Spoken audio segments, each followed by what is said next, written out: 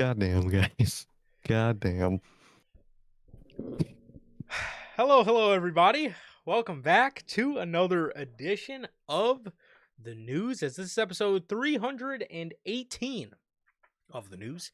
And with that, if this is your first time watching, guys, you don't know the show works every single Monday. We're on here after Monday Night Raw with Unscripted every Friday at 3 p.m. Central with the news, and for the pay-per-views for both WWE and AEW live directly after the show goes off the air with the official post-show review. Speaking of which, if you guys did miss this past Monday's edition of Unscripted, you guys can now find that on all platforms. That is Spotify, Apple Podcasts, and if you want to stay first, join us right here live every single Monday. Like I said, after Raw for Unscripted, and I just completely blanked, bro. Did I say the all platforms thing? No, not yet. Okay, all right. Yes, join us then for I didn't want to This is just been a blatantly busy day. repeat myself. Yeah, I didn't want to just blatantly repeat myself after anyways. Yes, if you guys did miss this past Monday's episode of Unscripted, you can now watch that on all platforms. That is Spotify, Apple Podcasts, and if you want to see it first, join us right here live every single Monday after Raw for Unscripted. There you go. Also, if you guys have not got a chance to get your hands on some of the official NHP merchandise, you guys can now find this live on the merch shop. That is bonfire.com. Links at the top of the description of this very video, man, where you can find the brand new Slept On design, as well as all the other original designs live on there as we speak, man. Again, that is bonfire.com. Links at the top of the description of this very video, man. Also, if you guys have not got a chance to get to know your boys here at NHP, I am Johnny, one half of the host of this very show. And as for the other half, we got none other than my man Sir K here. Sir K, go ahead and let the people know what it is you're smiling about today. I'm smiling today because I'm here with you guys, man, and we have SmackDown tonight, man. Isn't that something to smile for, man? Aren't you excited to figure out if Gunther is going to go to SmackDown? Even though I thought that was already confirmed, but they got to make a segment about it. Pretty sure he was already on fucking SmackDown, but okay. All right. Dude, that SmackDown rundown. God, it looks all they announced, funny enough, is 3 segments. My God. And they all look ass. So gotta love SmackDown, man. Gotta love SmackDown. Other than that, man, I'm doing good. Doing good. Just been hanging out, waiting for these pay-per-views, waiting for this weekend to finish. And other than that, man, I've been doing good, man. I've been doing good. Just been hanging out, man. Just been hanging out. Like Durante always asks, how's life? How's the family? Life's good. Family's good. How is everybody doing in the live chat? How's it doing watching the replay? What about you, bro? How are you doing? I'm doing pretty good, man. I'm doing pretty good. Quite the busy day so far. But we are here. But I am doing very good, man. I'm doing very good. Just chilling, man. Just chilling. Nothing too much, man. Nothing too much.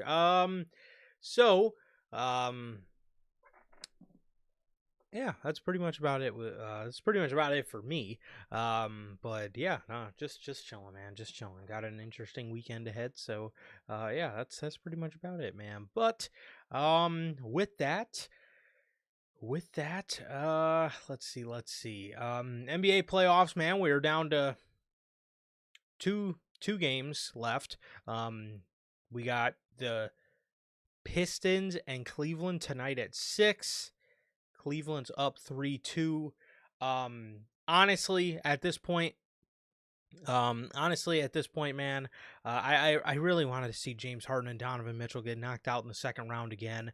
But at the end of the day, I think at this point, dude, Detroit to me just looks like they look like such pretenders, man. I don't know, maybe next year they can emerge as a real contender, but man, I didn't expect them to be one of these 1 seeds, man, that constantly goes down in their series, constantly is on the verge of elimination. So, I don't know, maybe another year for them. I thought this would be the year they at least make a conference final just because of how good they looked in the regular season. But they're looking a bit like pretenders, man. They're looking a bit like pretenders, bro. But I cannot lie.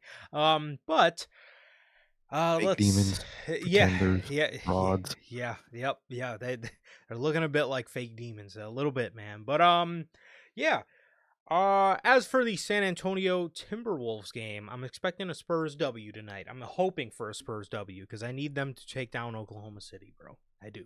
Let's do it. All right. So, yeah, with that, look, man, I gotta Okay. listen. I gotta listen today for, apparently Drake dropped 3 new albums. Oh, I did see that. There's 2 of them, and then the one's is Iceman. I know that. Yeah. I gotta What are say, the other two called? Yeah, fuck. um, One's like an Arabic word. I don't know what it is, and I remember the other, but I forgot what the other was. Yeah, sometimes he like pretends to be or something. I remember he released one song where he was like speaking in Arabic like the whole song. It was weird, bro. He just be doing shit. you do you miss Drake's Nigerian phase? Remember when he Oh was yeah, just he did talking with it. that fucking Nigerian accent for Yes, for bro. And real? I think he did it. I didn't think he did a Jamaican one, Yes, and sometimes yes. he does an Arabic one, dude. He just be just copying accents and cultures and Yeah, shit, bro. Kendrick's right, man. he's in with the He's culture. dude, he fuck. It's Maid of Honor, Iceman, and Yeah, that's what it Habibti, is. Habibti, Uh, I think you got it right the first time. Habibti, Beachy, I think. But Habibi.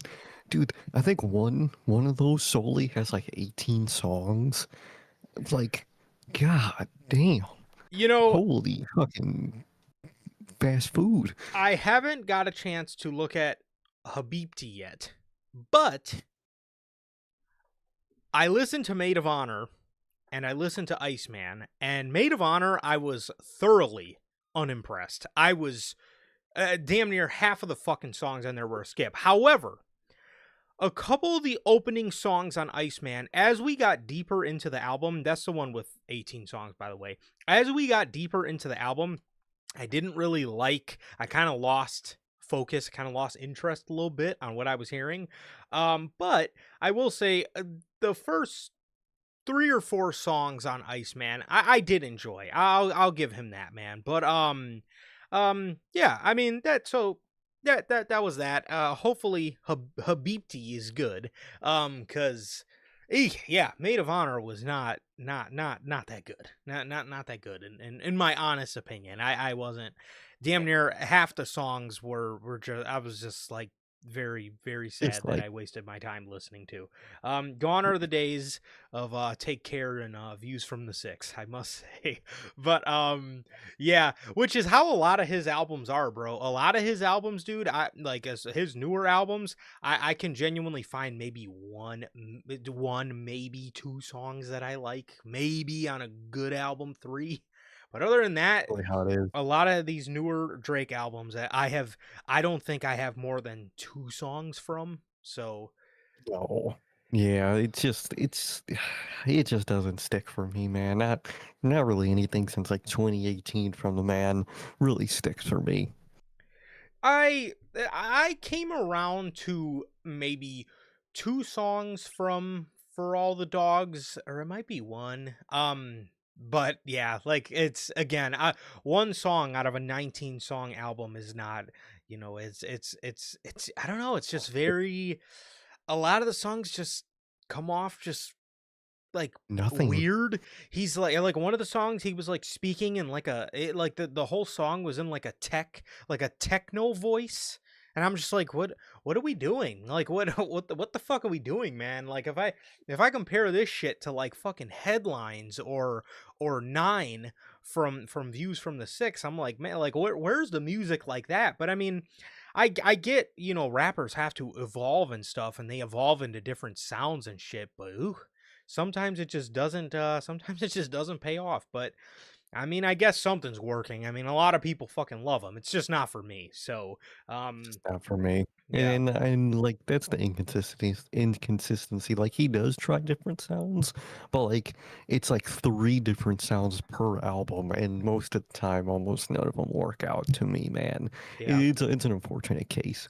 For sure, for sure. And honestly, man, I'm not even trying to hate on the guy because I do like No, Drake. I think now again, if we're speaking about the beef, I think Kendrick whooped him. But at the end of the day, I'm fans of oh, both yeah. guys. But the music, the music from Drake for a minute has just been a little off. And again, I'm not even trying to hate on the guy. He's a legend. He's an absolute legend. He's one of the greatest rappers of all time. He's had some iconic fucking albums, but man, the new stuff just ain't been hitting for me, man. It has not been hitting, bro. So again, I still got one more album to listen to, but again, Maid of Honor, I kind of just thought was fucking trash, bro. And then and Iceman was okay. I gotta say, I liked 4 songs, which is a step up from my usual 2. So I guess True. I guess I'll give him that, but yeah. So that was kind of my thoughts on the situation. But yeah, I mean, got one more to go, but it's not looking good it's not looking good. So typical modern day Drake albums, I guess you could say. So there you go. Uh yeah. God, what else is going on? I don't know. What's up, Rage? Well, as for you guys, how's everybody doing in the live chat? How's everybody doing watching the replay? As Duranto is asked, I'm good. Family's good. What about you, Durante, Logan, Bell? We got Rage here. My guy Tom. How are you guys doing? Thank you guys always for joining us. And yeah, so there you go. How are you guys doing, man? Also, did you hear that people are speculating that Kendrick will drop another album soon? Also, did you see this weird stuff about him taking down GNX? Yeah, I guess he had to for like a few days or something due to like some type of like corporate reason or something. He brought it back up and That's it nuts. returned, but I guess he had to like remove it from like Spotify and the big platforms for like a day or two or something. I don't know how long it was, but I didn't see it until it already came back. Yeah, But I did see that something like that. I thought that was crazy, man. yeah. So, hey, man. Yeah, that was yeah, that's what we're talking about. Yes, I'm excited to see. I'm excited to see how that whole thing goes. I'm excited to see how that whole thing goes. Hopefully, Excited. it drops soon. Also, one last thing before we actually fucking get to wrestling. Everything else is more interesting than Yeah, who wrestling these cares? fucking days. Yeah, I'm Um, telling you exactly. Shit's did been did man. you see the GTA leaks? Yes, that like there were emails sent out to like Yes, GameStop and whatnot about like the Best pre-sale Buy and the fucking physics. leaked. Best Best Buy Buy, man. folded, bro.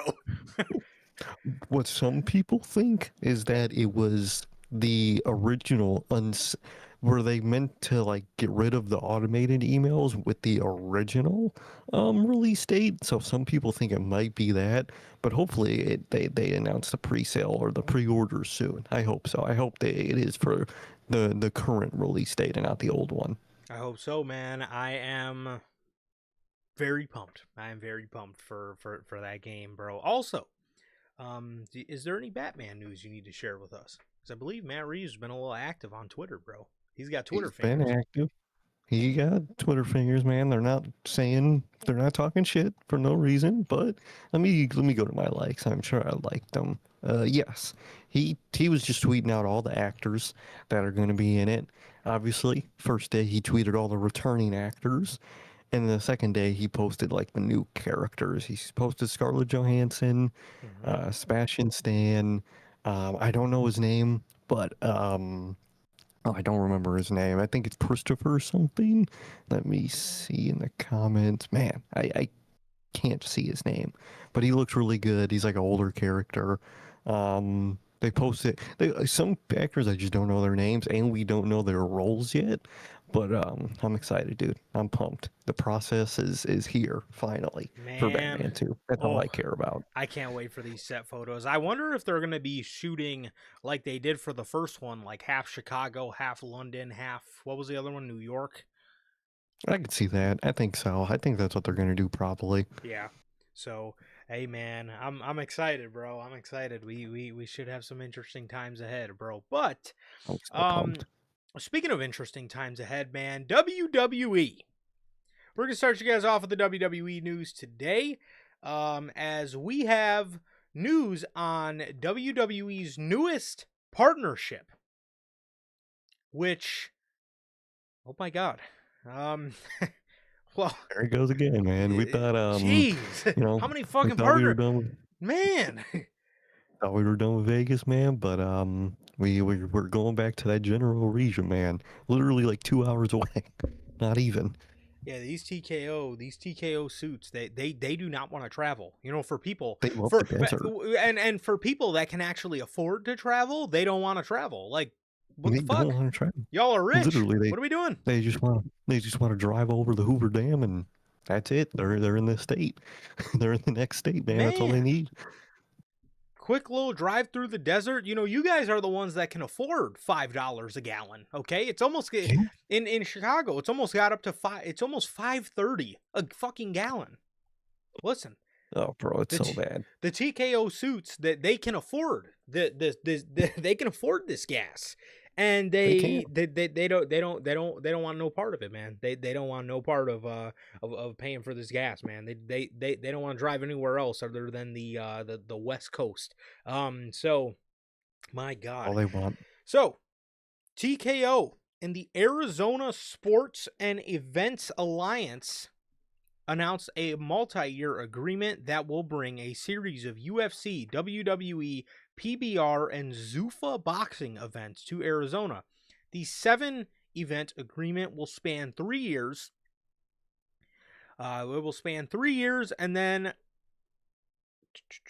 the Observer further elaborated on this that Phoenix will be hosting a Royal Rumble in a future year as a part of TKO's agreement with the Arizona Sports Events Alliance.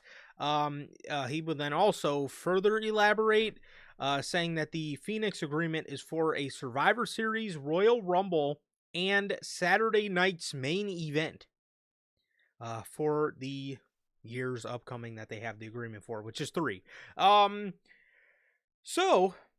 Again, gotta love TKO staying in the Western. You know, we heard the story about a year ago that, you know, TKO, they love, you know, the idea of WrestleMania in Vegas because it's all local. A lot of the big executives of TKO live in Vegas, and they don't want to go far, man. So I guess since they can't have Vegas again, they'll go Arizona, which is absolutely hilarious. Also, you know, WWE, I'm sure they'll make it work, but my God, they have a lot of agreements in place, bro. We got New Orleans, we have the London flirting. That's not really an agreement, but that's just kind of them flirting with the idea of bringing Mania to London. They got Ireland. Indianapolis, Yep. Ireland's in the race now. Orlando is another one, and now we got Nashville. Phoenix, Nashville. So that's 7. We got about 7 flirting / agreements that WWE's got going on, man. Now, again, I'm sure they'll figure it out. It's definitely a lot to shuffle through. But I gotta say, Phoenix is a good spot. Phoenix is a good spot to go to. They're not going to because, you know, they're fucking WWE. But, you know, they could have the opportunity for some really cool themes. Now, again, they're probably not going to. A lot of times they go with the lamest fucking theme possible. But I chalked up some pretty some pretty interesting logos in the thumbnail for you guys, man. So WWE, if you guys need a little help or need a little bump in the right direction, you know, there you go. Hopefully you could do something, you know, fucking creative and inspiring and not made up on writer AI, but I digress. Yeah, man. Again, Phoenix is a good spot. You can do a lot of cool themes, man. Will they do them? Probably not. But at the end of the day, it is a good spot and a big enough market. Well, then again, it doesn't necessarily say Phoenix. It's Arizona. Just I mean, they could Arizona. go anywhere in Arizona, but I'm sure they're gonna go to Phoenix. So. I'm sure it's mainly going to be Phoenix for at least the big ones. Maybe one of those smaller ones. I forgot what. I think they have a big city with that starts with a F in there in Arizona. Glendale? I always forget Flagstaff. They go to Flagstaff. They go to fucking. They go to a lot of places. They could. Sounds like somewhere AEW would go. No, that's right. I think it's one of the bigger cities over there. At least I know of it off the top of my head. So The only to other one me, I know of is Glendale. That's the only one. They could do that one too. I know Flagstaff, I know Phoenix, and Glendale, and they got. I'm sure they got more, man. But I'm sure they're gonna go to probably Phoenix mainly, man. They're gonna play it safe. You know Triple H and this company, man. That's all they do. But I like it, man. They're still. Literally, all those executives have to do is call up their drivers and just cross to Colorado, and they're already there at the show, man. So, TK, which is so funny to me, bro. Like, they love staying in that area, except for Indianapolis. For some reason, Indianapolis to them is like the one exception where they just love going there 24/7. They Don't love know it. why they see that as their like third home, they always say, or whatever the fuck. Don't know why, man. It's not even a diss on Indy. I just don't get it. But I like Arizona. Arizona's a really cool place. They got the whole. You could do more desert stuff. You could do, like the mock-ups you did with the different teams or the different, Native American tribes. That's still in like that alien hotspot area. So you could do like some with that too. You could do like stuff. You could do a whole bunch of themes for any of those shows, man. You could do a lot of cool shit. So it'd be really cool. I like the idea. Like you said, they're balancing a lot of deals and a lot of commitments. I'm sure they're going to piss off at least one or two of them people in the process because no way they all make it. Um, Yeah. but I'm excited. I like these are starting to be a lot better than the Vegases and the Saudis. I like the idea of Arizona, of Nashville, of Florida. I like those better than just Vegas and Saudi, man. So I like these. These are good deals, and and I'm actually excited to see what they might do with this, man. Yeah. You gotta love Vegas, Saudi, and Indy as your three homes. Most Literally, random, that's other it. than That's all Vegas, the they do. most fucking well, I guess Saudi's got a big bag, but like the most odd places Yeah, to call home. Saudi. Which So Saudi. I They're gotta just so say, random. man, at this point, dude, I'm starting to think Vince had a little more love for Chicago than Triple H TKO Dude, have, bro. Cause man, well, that's the they give thing us too. fun show and it's ass. Literally, bro. That's the thing too. I know Triple H loves Chicago. He's been on record saying that multiple times, but this must be a TKO thing. They must not fuck with Chicago, man. It's got to be They how it is. really don't, bro. I don't get it, man. I don't get it. Well, they're addicted to the biggest venue possible, and for some reason they think with like the weather here with our big venues, like there's no time of the year to go, even though you could just do SummerSlam in Soldier Field. But they just or any of the baseball fields we have. They Yeah, don't get it, man. I don't get how that doesn't click for them, but like it just doesn't for some reason. best city on earth, bro. And they're leaving it untapped. It really is. Greatest, man. Greatest food, greatest people. Come on, man. Come on. Some of the biggest Diabolical. artists. Come on. But when they do show up, they give us a bunch of bullshit. So, That show was and no so Roman ass, bro. Reigns. No Roman and Chamber was ass, except for Absolutely Seth terrible. Rollins. What the fuck? We needed you, brother. And that's me. That's me saying that, bro. Yeah, well, What did we they had do? Punk and Finn. Punk and Finn was We had great. Punk and Finn. Yeah, Punk and Finn was great, man. And we were in the UC, man. That's why we were there. Let's be honest. Yep. Yeah. We got to see the banners. We got to see Chamber. Was unfortunately disappointed in person, Ooh. but you check that off the list. That's cool to be able to check off the list. Yeah. Yeah. Man, don't meet your heroes, bro. Oh, don't be Don't your meet your heroes, heroes, bro. bro. God Cause damn it. man, holy Um. shit, that fucking disappointed me, man. Yeah. But it's okay. Still a I, blast. I officially get the argument now. I officially get the argument. Please bring the old chamber back. I've had enough. Hey, I've please, seen please enough. bring that back. Do something, man. But have someone under the ring fucking tapping the mic every time they fucking slam into it or Something, something, bro. dude. Do Something. something. Make a chain sound in the arena or some shit, bro. Something, bro. Little PA work, something, dog. But yeah, Phoenix is a good area. Again, there's a lot. Well, one thing I get most excited for with these shows is themes. But again, WWE always leaves it very untapped. A lot of times, I find myself liking AEW's themes better. I think they do a fucking awesome job when they go to certain spots with like now. This is more something recently, because Tony Khan was stuck in the problem when he was doing, his tradition shows of every year. It was the same fucking theme, Same and I had, logo. yes, and I had the Hmm. same problem with them then. But like this past year, he switched all out up. He turned all out blue, which is cool, and made like a maple leaf. Toronto maple leaf kind of theme out of it. I thought that was fucking dope. This year with Double or Nothing, I'm sure you guys are seeing it now, but it's like it gives it's kind of gives like a GTA subway station New York vibe, GTA 4 kind of vibe to it, which I really fucking love. Dynasty this year was very like kind of very like Aztec, even though they were in British Columbia. It was very like kind of It was Aztec like a, theme. yeah, um so I thought that was I thought that was I thought that was really cool, man. Revolutions kind of over the past couple of years kind of got like this cyberpunk theme to it, which I think in the later years, man, AEW's been killing it with their themes. A lot of times with oh, WWE, we kind of just get a very uh bland kind of theme, in my honest opinion. They definitely skimp out for sure. I think they do. For WWE lately, they kind of just been switching up the main color for the logo, and that's all they'll really do, man. They kept the same Royal Rumble logo since like what 2017. It's been the same Yes, logo 2017. since. Yep. Like, god damn, like, and I'm sure they're going to use the same one next year. For being honest, bro, so it'll be a decade of using this same logo and theme. That's crazy to me, bro. Mhm. That's crazy to me. Because the year before that, in 2016, it was like a super cool, like Rome, like Yeah, those Rome pillars Coliseum. and shit. Yeah. Yeah, super sick, bro. Never fucking had that much sauce again, bro. In WWE, just say they just haven't been having the sauce, bro. It's just been all noodles, a little bit of meat, and that's it, bro. But AEW recently with the themes. They've been going crazy, man. They got the whole New York, like GTA subway, like you mentioned, all in this year.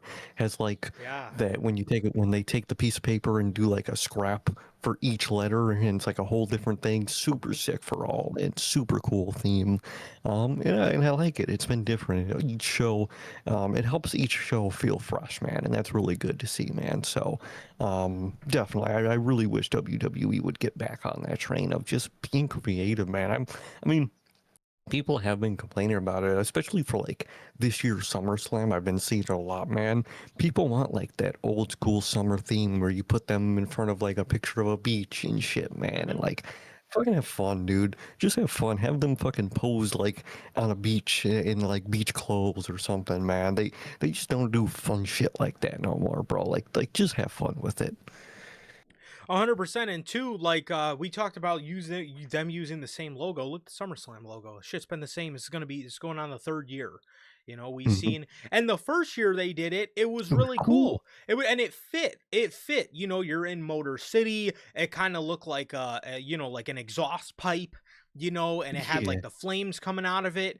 Then next year, the next year after that, they go to fucking Cleveland and they use the same.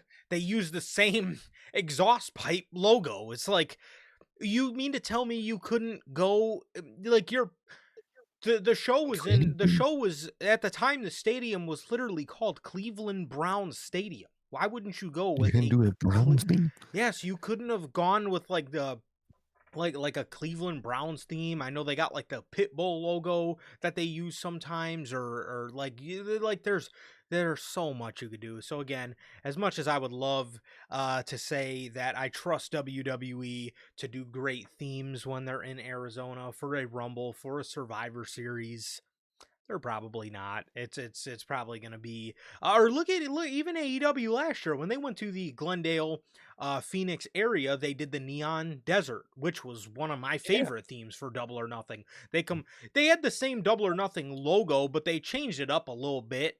You know what I mean? Instead of the red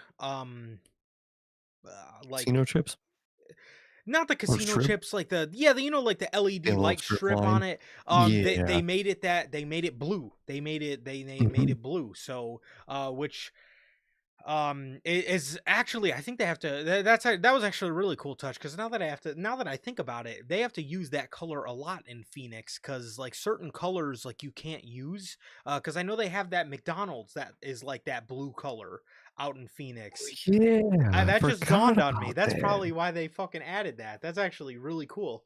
That's actually really Oh cool that yeah, I they did that. forgot like they have that one blue McDonald's because like yeah, there is something about like certain things can't be certain colors or Hmm. something about that. Very weird. The random states got the randomest laws, like how some states for wrestling shows you just can't bleed in that state at all, or you get fined. It gets wild. It really is. No, it really is. But yeah, so um they try more than WWE does, I feel. Moral of the story. But regarding Phoenix, again, it's a good area. I don't blame them for the multi-year agreement, but man, they got a lot of fucking agreements, I could tell you that. So speaking of which, another one of WWE's partnerships, again, like I just was kind of mentioning, this one's kind of more of a flirt. It's not even real, nothing's set in stone at all. And as a matter of fact, the news gets worse. According to Post Wrestling, the office the office of the mayor of London has said that there are no specific negotiations underway to bring WrestleMania to London anytime soon. There are general discussions with WWE, but at present, no specific discussions around bringing the 2028 WrestleMania to London. So it looks like we're not going to be getting, I guess, if we do get our London Mania, it looks like we're not going to be getting it until 2029 at the earliest, which, let's see, 2029 will be what? That'll be Mania 40.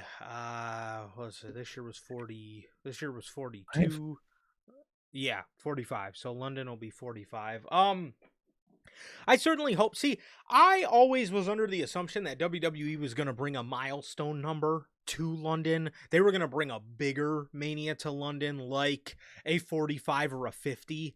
That was kind of always what I seen doing, because WWE loves their numbers and their anniversaries. They obviously went out, they went all out, for WrestleMania 40. How many times did we hear 40 years of WrestleMania? oh You know what I mean? So they love their milestone numbers. So I figured anyways that it was going to be 45, and honestly, don't be surprised if they wait until 50. Either way, it's bullshit. The first international WrestleMania should have always went to London. It shouldn't have went to Saudi Arabia, but they just had to fucking sell out.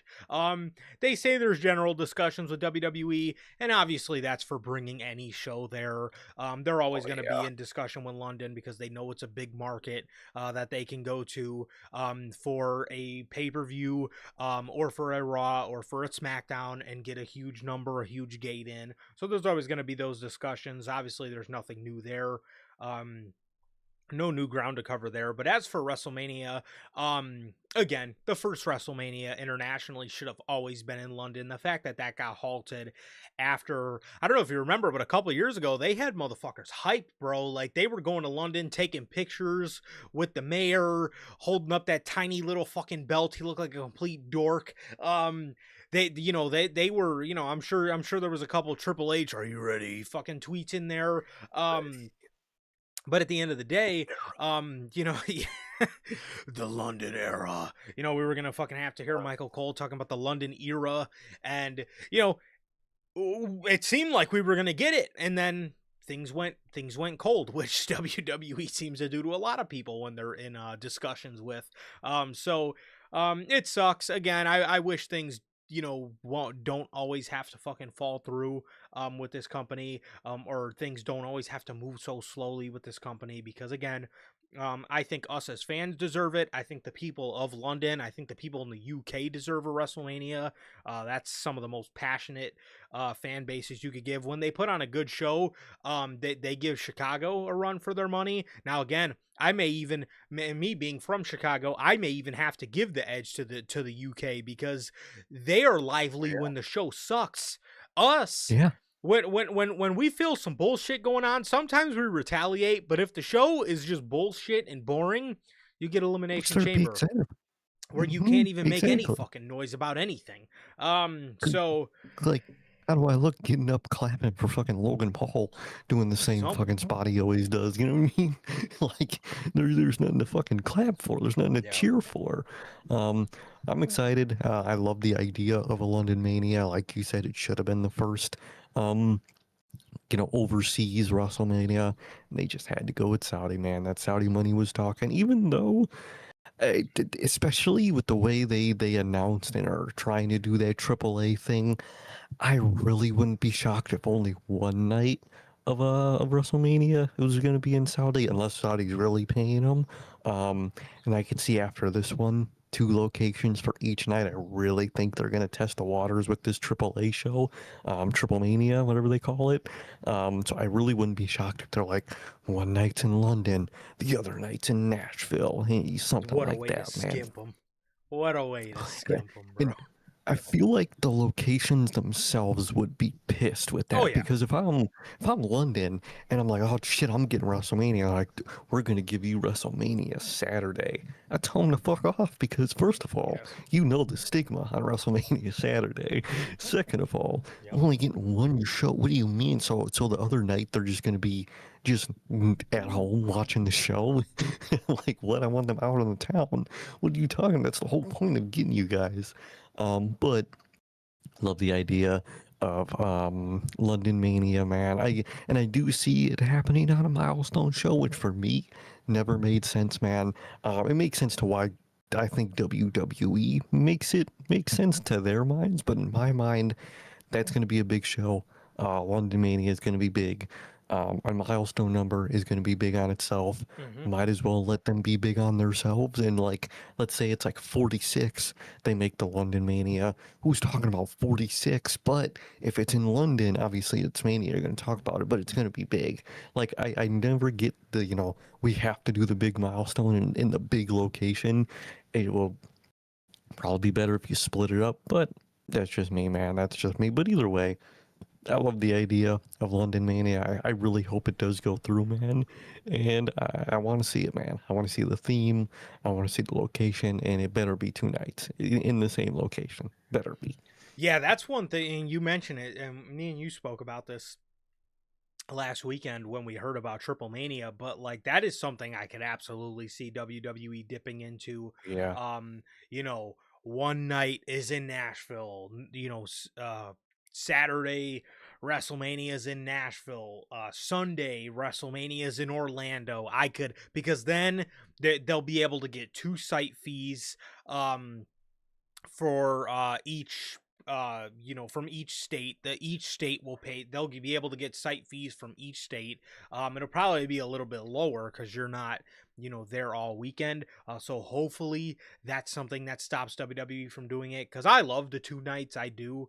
But at the end of the day, bro, don't do no bullshit like that, dude. That is so messed up to do, especially to Oh your yeah. fans that want to travel, and thinking they're gonna get 2 nights. But it is something, again, obviously this is just us talking. There's nothing like this, even in negotiations that we know about so far. But it is something I could 100% see them doing, especially if it'll attract them more money. But yeah, London.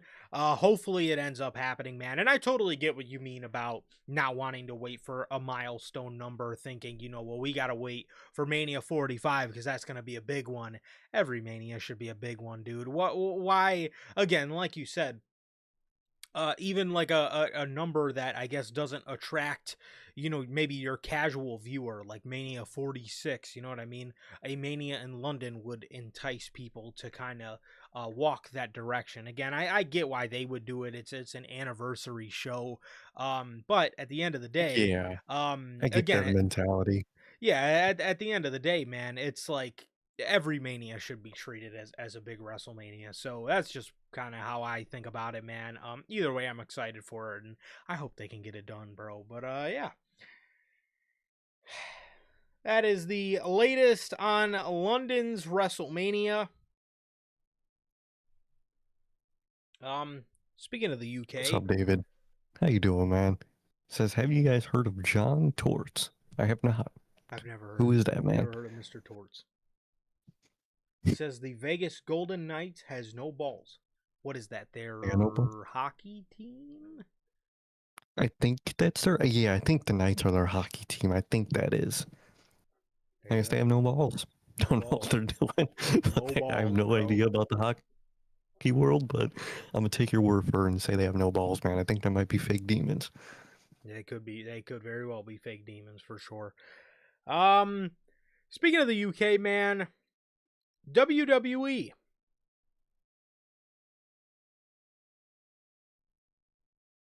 is. Oh, wait, no, I think I. Shoot, Oh, we might have okay. lost it. No, not the UK. That's a different. There you go. That's a different part of the story. I was gonna say UK. I'm looking Speaking at the story. I think it's next. I don't think it has anything to do with the UK. speaking of speaking of WWE, obviously, house shows. We'll get to the Oh UK shit! when we talk Did about see this. the UK was a certain part of it. But anyways, WWE, according to the Observer, WWE's announcement of 10 house shows over the summer is due to them feeling younger wrestlers on the roster need to get more experience away from TV. The tickets for the WWE house shows this summer are expected to be more affordable. I would fucking hope. No surprise. It's a house show. But the idea is that WWE house show tickets this summer will be far more affordable. Here is the schedule of the 10 house shows that they put out. This is running from July 11th through August 30th. Here is the full schedule. July 11th, they will be in Las Cruces, New Mexico. July 12th, they will be in Albuquerque, New Mexico. July 16th, they will be in Allentown, Pennsylvania. July 25th, they will be in Stockton, California. July 26th, they will be in Bakersfield, California. July 30th, they will be in Springfield, Illinois. August. Yeah, I know. August 6th, they will be in Fairfax, Virginia. August 13th, they will be in Manchester, New Hampshire. August 29th, they will be in Savannah, Georgia. And August 30th, they will be in Charleston, South Carolina. Sound like some dynamite locations to me, man. Las Cruces, New Mexico is definitely That's the home of the next AEW Dynamite. That's a dynamite location right there.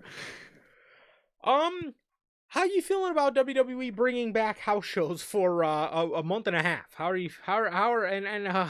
you feel about their reasoning and their their affordable mindset, man? Really helping us out here. You know, for the affordable mindset, I don't know how much I believe them. I think it might be affordable in their minds. I still think it might be a little bit expensive, man, but I hope it's not too bad, man. As for, it's only like what, a month and a half, a month, whatever.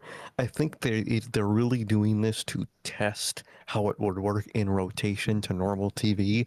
I think they might want to like bring some steady version of it back permanently.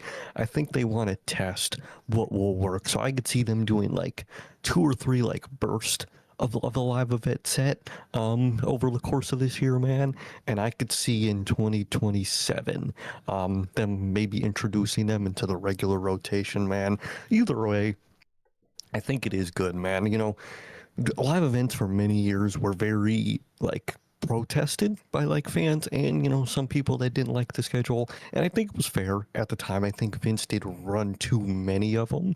It was to the point where you had like 1 maybe 2 days off a week and you were fucking running around every day wrestling every week, and it was a lot, man. And people really turned off of the WWE schedule for that, and I get that.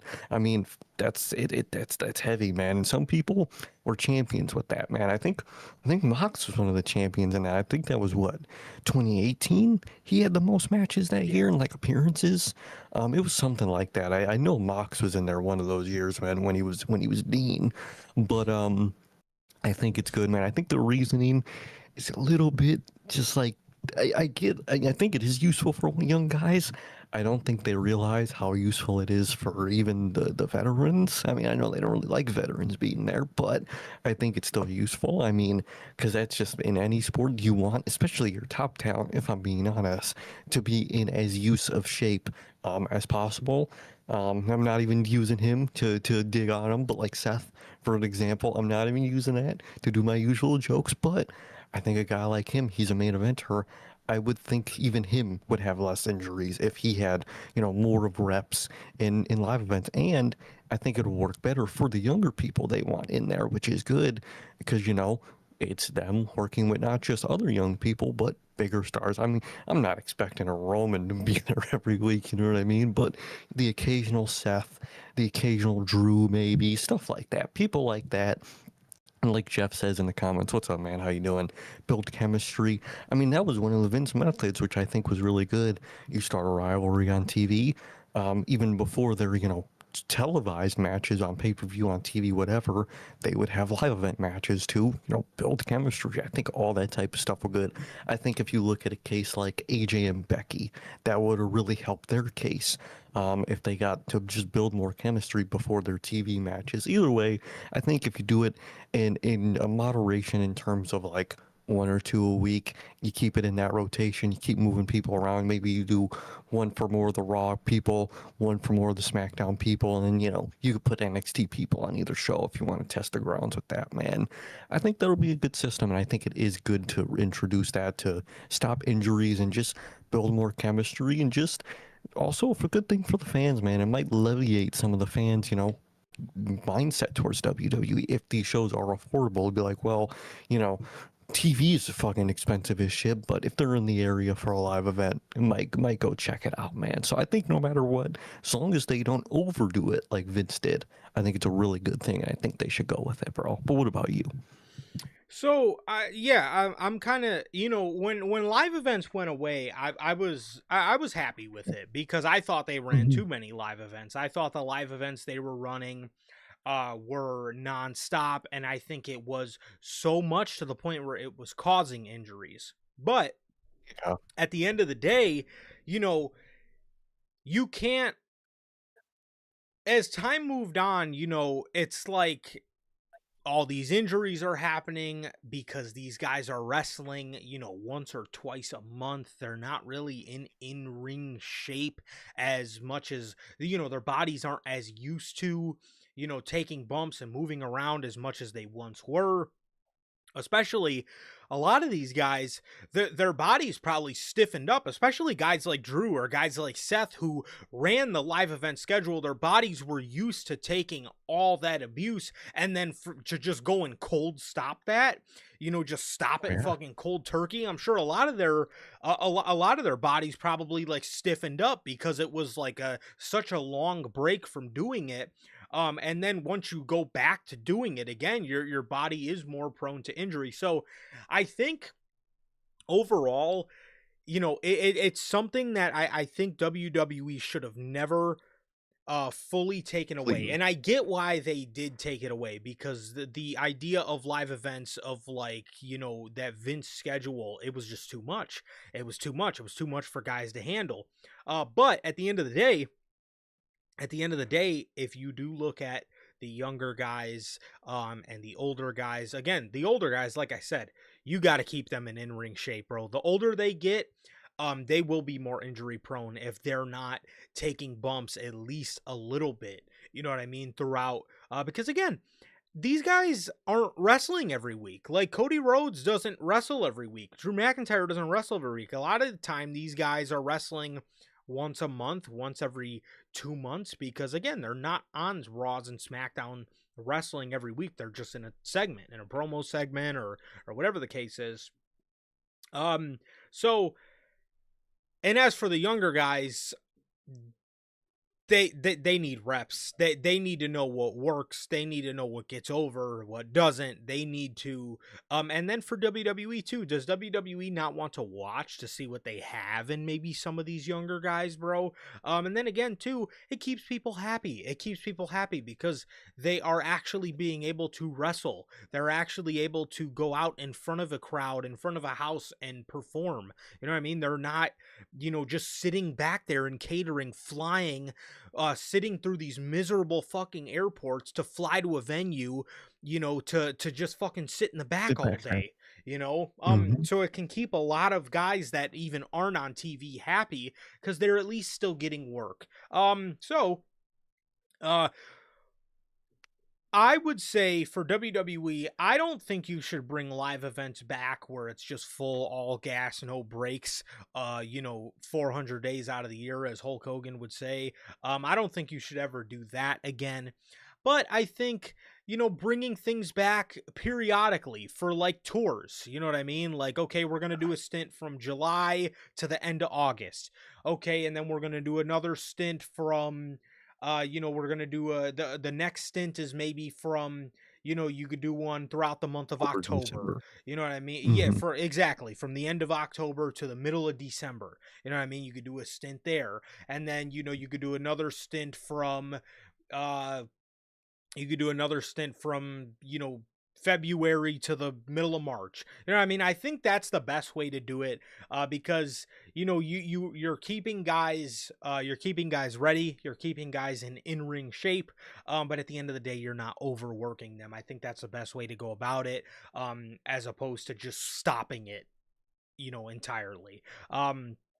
That's I overall think it's a good thing too. And then yeah, not even just for the younger guys, like I said, the older guys too, man. These guys need to stay in ring shape. Their bodies are getting older, so they need to stay, bump ready. You know what I mean? And again, it's probably not a good idea keeping guys like that off of work for a month, 2 months, and just keeping them in segments. And by the time they do get back in the ring, they're not really in ring shape. So, yeah, I mean, I think this is the best way to go about it. Hopefully, this is like a test to what they end up bringing back. So I can hope so, man, because I think that's the best way to go about it for them and for the roster. So yeah. 100%. Um. So yes, and then and two, that was another thing I wanted to say as well. Them completely just taking live events away is also aids TKO's just knowledge of the business. They just They viewed house shows as, oh, these are non-profitable. It's like, yeah, that's not really the point of no house shows purpose is of that. not. Yes, the point of house shows is not necessarily to, draw a fucking big gate. You know what I mean? No. This is more something for your talent to, again, like I just said, I sound like a broken record, but stay in ring ready. That's the purpose of house shows. Again, you Exactly. shouldn't be looking at a house show to draw the biggest gate. No, exactly, and that's where their mentality goes wrong, and that's where they like miscalculate their mentality because like you could still sell a shit ton of merch at a house show, Hmm. and I'm sure the wrestlers would like that. I'm sure Jey Uso probably loves his merch money. I'm sure he'd be happy with even more merch money if you put his shirts at the live events, or you could experiment with the merch at the live events and try out different people, see if their merch sells, and if they do, boom, you could put it on the Raw rotation, sometimes SmackDown rotation. You could use it to not only experiment, with the wrestlers, with all that, with their styles, but with your business and like trying different shit out with the merch, with just anything, man. You could really do anything with that shit. And you know what? Jeff says they can't put ads, man. I wouldn't be shocked if there was an ad break that they put on the Trons during the live event, man. I wouldn't be shocked if they have some type of screen to put ad on, man. I wouldn't be shocked, man. But Either way, that TKO really doesn't know the value. Like you think about, TKO owns all this like boxing, UFC. You don't make a profit from, the training dojos that these fucking fighters go to train. You know what I mean? Those aren't for the profit. They're for the fighter, and that's kind of what live events are for wrestlers, man. So, TKO, they really don't understand anything they buy, man. And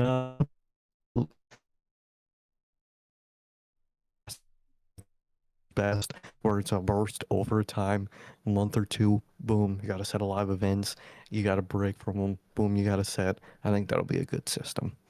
I think so too, man. And again, it really just shows their lack of knowledge for the business, man. Sometimes these guys need to just get out there and fail or succeed. And that's what it is, man. And you have to let them do it. Um so yeah, there you go. And two, like to bring up a perfect example of this, WWE, obviously they thought that the Wyatt Six, they thought the group sucked, they thought the group was non-profitable, they thought the group was this or that. Don't you think maybe like a house show, where you can get those guys out there and then say, hey, let's let's try different stuff tonight, Bo. Maybe go ahead and take the fucking mask off, okay? Let's go ahead and see how Yeah. you work out there with the mask off, and then let's see how we can compare that to your Uncle Howdy version and see what we like. Let's see what we like. We'll see if we like you performing as just you as Bo, or let's see if we like you better as Uncle Howdy. And then you could look, okay, Dexter and Joe Gacy, maybe we don't like them as a tag team. Let's go ahead on this house show and let's try Rowan and Dexter. We don't like that. Let's try Rowan and Gacy. Okay, let's try Bo and Rowan. You can try different things. And same thing with the MFTs. Half of that fucking group is gone. You don't think you could have at least tried, okay, we don't like the tag team with Tama and Tangaloa. All right, so let's try Tama and Jeff Cobb. All right, let's try Jeff Cobb and Tangaloa. Let's try to see if Hikaleo has, a fourth move he can show us. There's things you can try. You know what I mean? And I think that's where the beauty of house shows does really shine through. They don't want to do none of that though. They just want to throw people on TV and then fucking wonder why shit fails. It's because nobody's getting reps to try in front of a live audience. And again, it really just shows a lack of knowledge for the business, in my opinion. So, yeah. 100%. Jeff says, I went an hour out of town for a house show once and found out Stone Cold was at my local steakhouse the same night. He skipped the show. Hey, man, That's if you hilarious. get to meet Stone Cold, bro, that's him and Cena, probably two greatest in my opinion, man. So I would 100% skip the show to meet him. 100%. Yeah, yeah, 100%, 100%. I would, and so now speaking, this is where the European part came in. Speaking of tours, CM Punk. This isn't the house show tour that we just talked Different about. This tour. is a different tour. But CM Punk had been featured heavily in promotional materials for WWE's upcoming European tour, but Punk is no longer advertised for any of the house shows in Europe. WWE's latest European tour is set to begin on Thursday, May 28th, with a house show in Liverpool, England, and will continue outside of a brief stop back in the United States from June 12th to June 19th until a final house show in Sheffield, England, on Wednesday, June 24th. Beyond England, WWE will head to Italy, Spain, France, Portugal, and Wales. While Punk is not advertised for the house shows, he's still listed as a feature superstar for the June 22nd edition of Monday Night Raw in the O2 in London. Punk is also advertised for the May 18th, 25th, and June 15th editions of Raw taking place in the United States. CM Punk has been absent from WWE programming since the Raw after WrestleMania 42. Which, oh, honestly, I'm being 100% honest.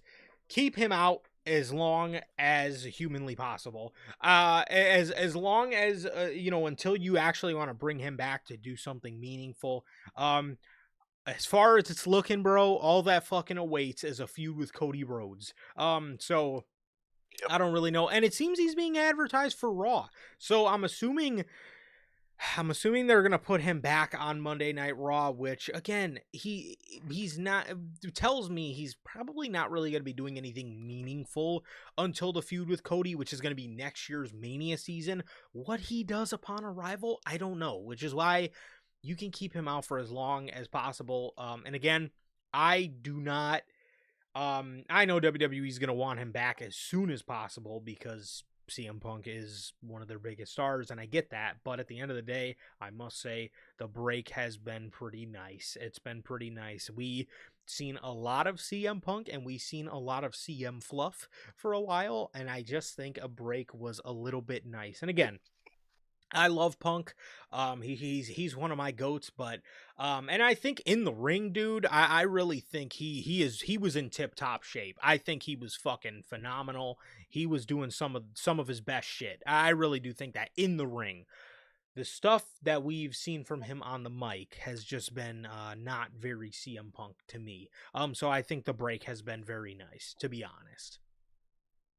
Has been very nice, man. I think they're in that boat where like it's kind of a telling thing because realistically for them, because let's be honest, the whole real reason he's not being at this tour, he's not on TV, it's because they have nothing for him. They can't think of anything for him until Cody Rhodes, and at the end of the day, that is their own problem that they at the end of the day probably shouldn't have in the first place. But it creates a thing where we get a break from CM Punk and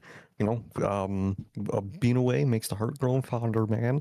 And I think that's what kind of, at least for me, CM Punk needs right now, man. I just, like you said, in ring wise, at best he's probably been in since his return, man. And he's been good overall since he returned in the first place, man, back in fucking 2021, whatever.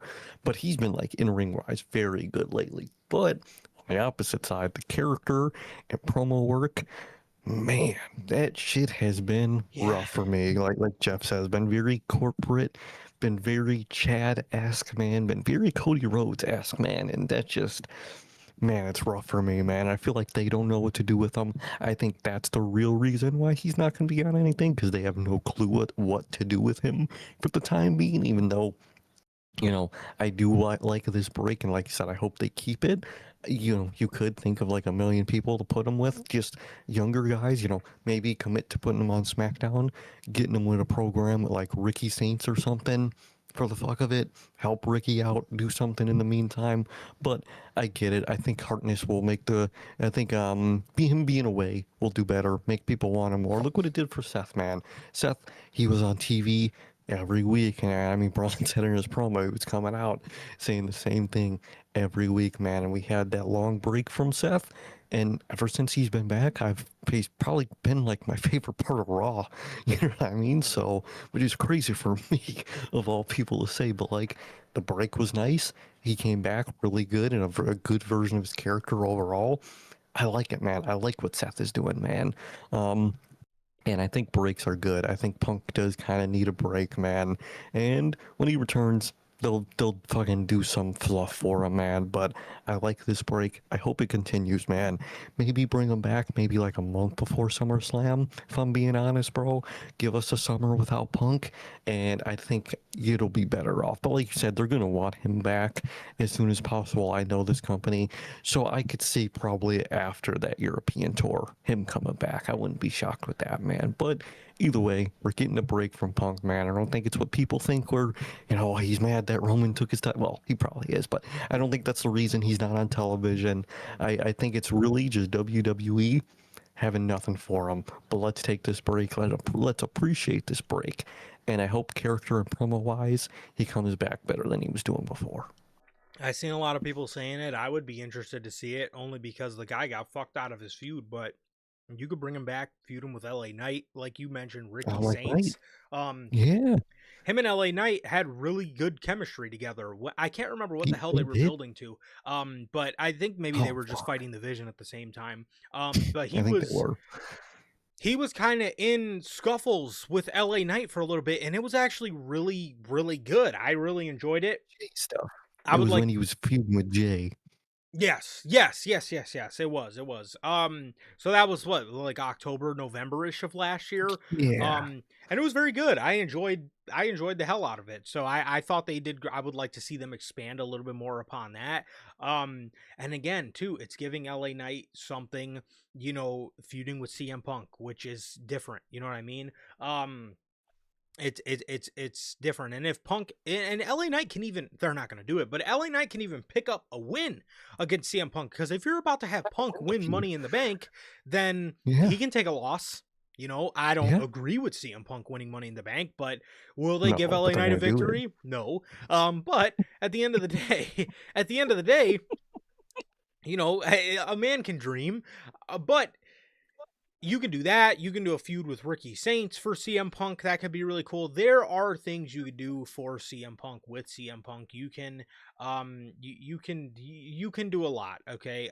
But at the end of the day, what I ask from CM Punk is when he comes back, it's, not him out there, just thanking everybody, telling everybody he loves them and he's fucking great to fucking feel alive and wherever. That stuff to me, it's just, again, it's corny. It's corny to me, man. It's just not CM Punk. So I wasn't a fan of that, but hey, like I said, I'm gonna enjoy the break while we have it, and hopefully when he comes back, they actually do find something worthwhile for him to do, that he can actually sink his teeth into, and we can sink our teeth into as fans. So there you go. Most definitely. Exactly, man. Jeff says he's gonna try the OBA Open Challenge, man. He said no one else wants to try. If I'm gonna be honest, man, I think you have a better shot than Los Garza did, man. Birdo and Fuckboy, whatever the other one's name is. I think you're gonna have a better shot than them.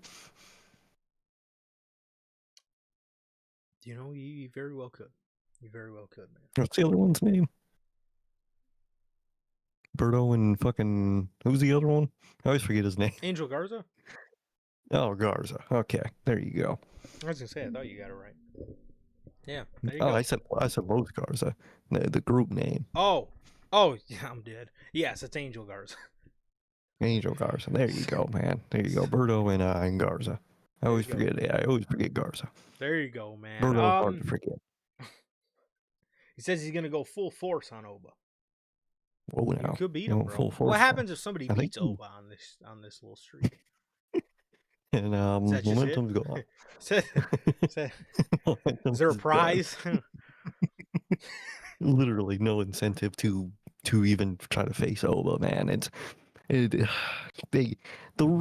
don't even mind the open challenge, man. I just the lack of reasons, and lack of like acknowledging that you just want to like build yourself up for what's next is just so WWE. Yeah, it is. It really is. He's just it just screams, we have nothing for you. Yep. All right, man. So, speaking of people that should step up to the Oba challenge, because I would love to see him get his face stomped in, Joe Henry. Sir K, I specifically put this in here for you, man. I had a feeling I saw it, bro. No, man. Why you sound so sad, dude? Because Dude, following this, and this is Joe Henry's words, following the success of his Fire Logan Paul song, Joe Henry is releasing an album. What? Man. He says, actually, I could drop an exclusive right here for people.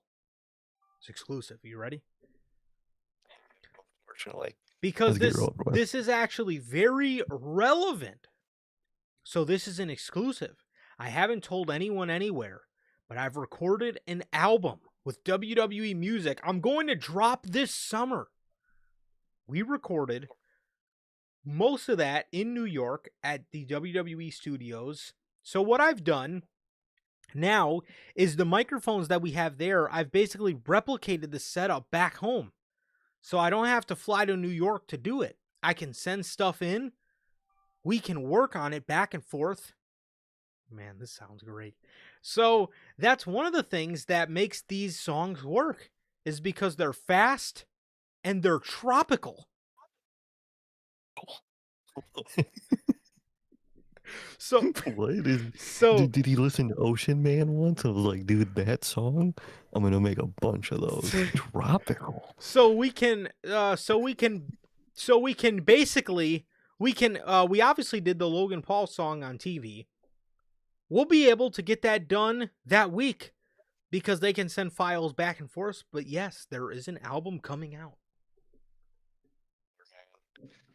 Joe Henry album. Holy crap, dude. This fucking guy is a carbon copy of Elias, but Dude, fucking 10 times worse and fucking 10 straight times booty worse. ass in the ring, bro. Get this You dude like out of here, bro. Who he is this? sucks on it. This dude sucks on every level, dude. What was that one Roman shirt? Greatness on every level. What was that shirt? Greatness on a different level, God mode. This dude is ass on a different level, man. This dude is shit. He is in SOG mode. Shit on a different level, man. Or whatever it is, bro. Bro, Dude sod. is sod. Yeah, he's sod. He's sod, dude. Shit on a different level, man. I mean, like you said, like Jeff says, it's just Elias. And like, dude, they released the Elias album and they did the whole gimmick, bro. And at least that was like a year into his gimmick was when they fucking did the fucking album Maybe shit. 2. Dude, I think yeah, something like that, bro. Dude, this is like 3 weeks. And it's been like a month and they're already fucking running through everything with the gimmick, man. I mean, in a way, I'm happy. I just want them to squeeze this towel out as much as they can and toss it when it's fucking dried up. I can't wait, man. But this sounds ass, man. At least from what I remember with that Elias album, the instrumentals weren't bad, if I remember that album correctly. Because I remember I peaked at like one of the songs. And I liked the Elias theme song. I did. That was a good theme song, man. That was underrated theme song.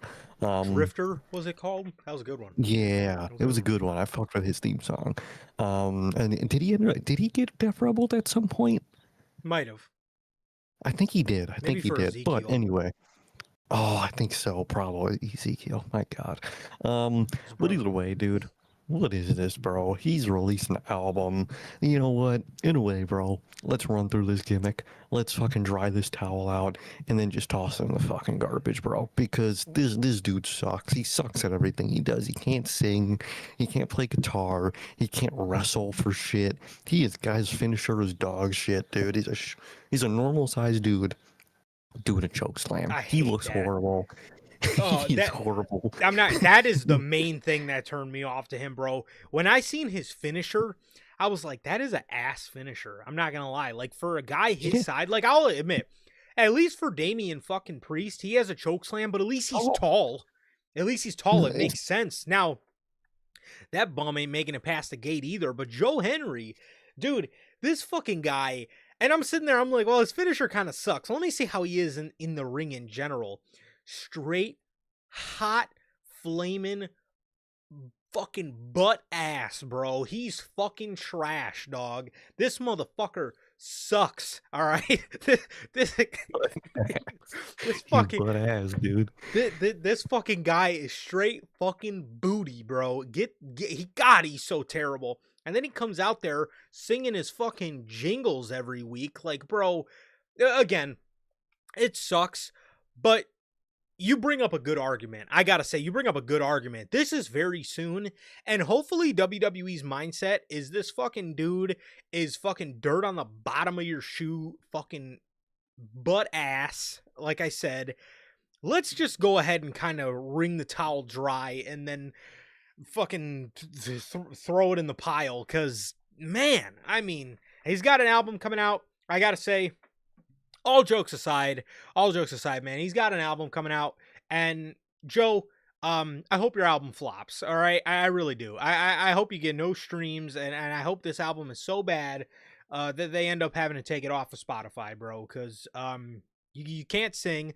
Maybe instead of recording albums, you should work on a new finisher and, you know, maybe actually get some reps in the ring. That might help a little bit.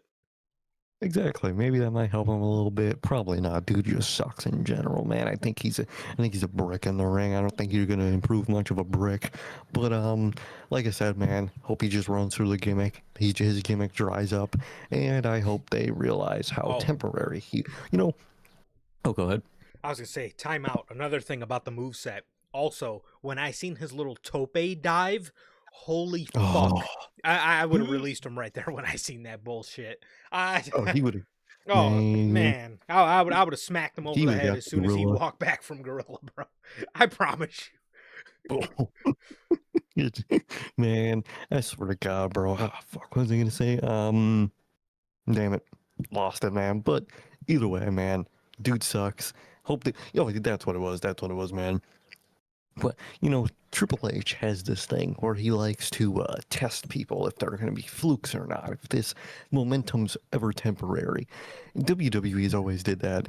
What I never understand, they always try that for the people that are obviously not temporary, but they always go all in for the most obviously temporary people in the you. world, dude. Yes. They do it every time. I don't like they look at LA Knight and go, man, that's only temporary. We'll just never do anything with him. But this Henry guy, let's fucking overbook the shit out of him. I don't get that mentality. Like I do get being cautious and not putting all your eggs in one basket just in case, but they do it. They don't know how to pick and choose that. They do it for the worst people. They make LA Knight wait, but they give all the shit to fucking Joe Henry. They make no sense. They are wrong in their decision every time. Doesn't make sense.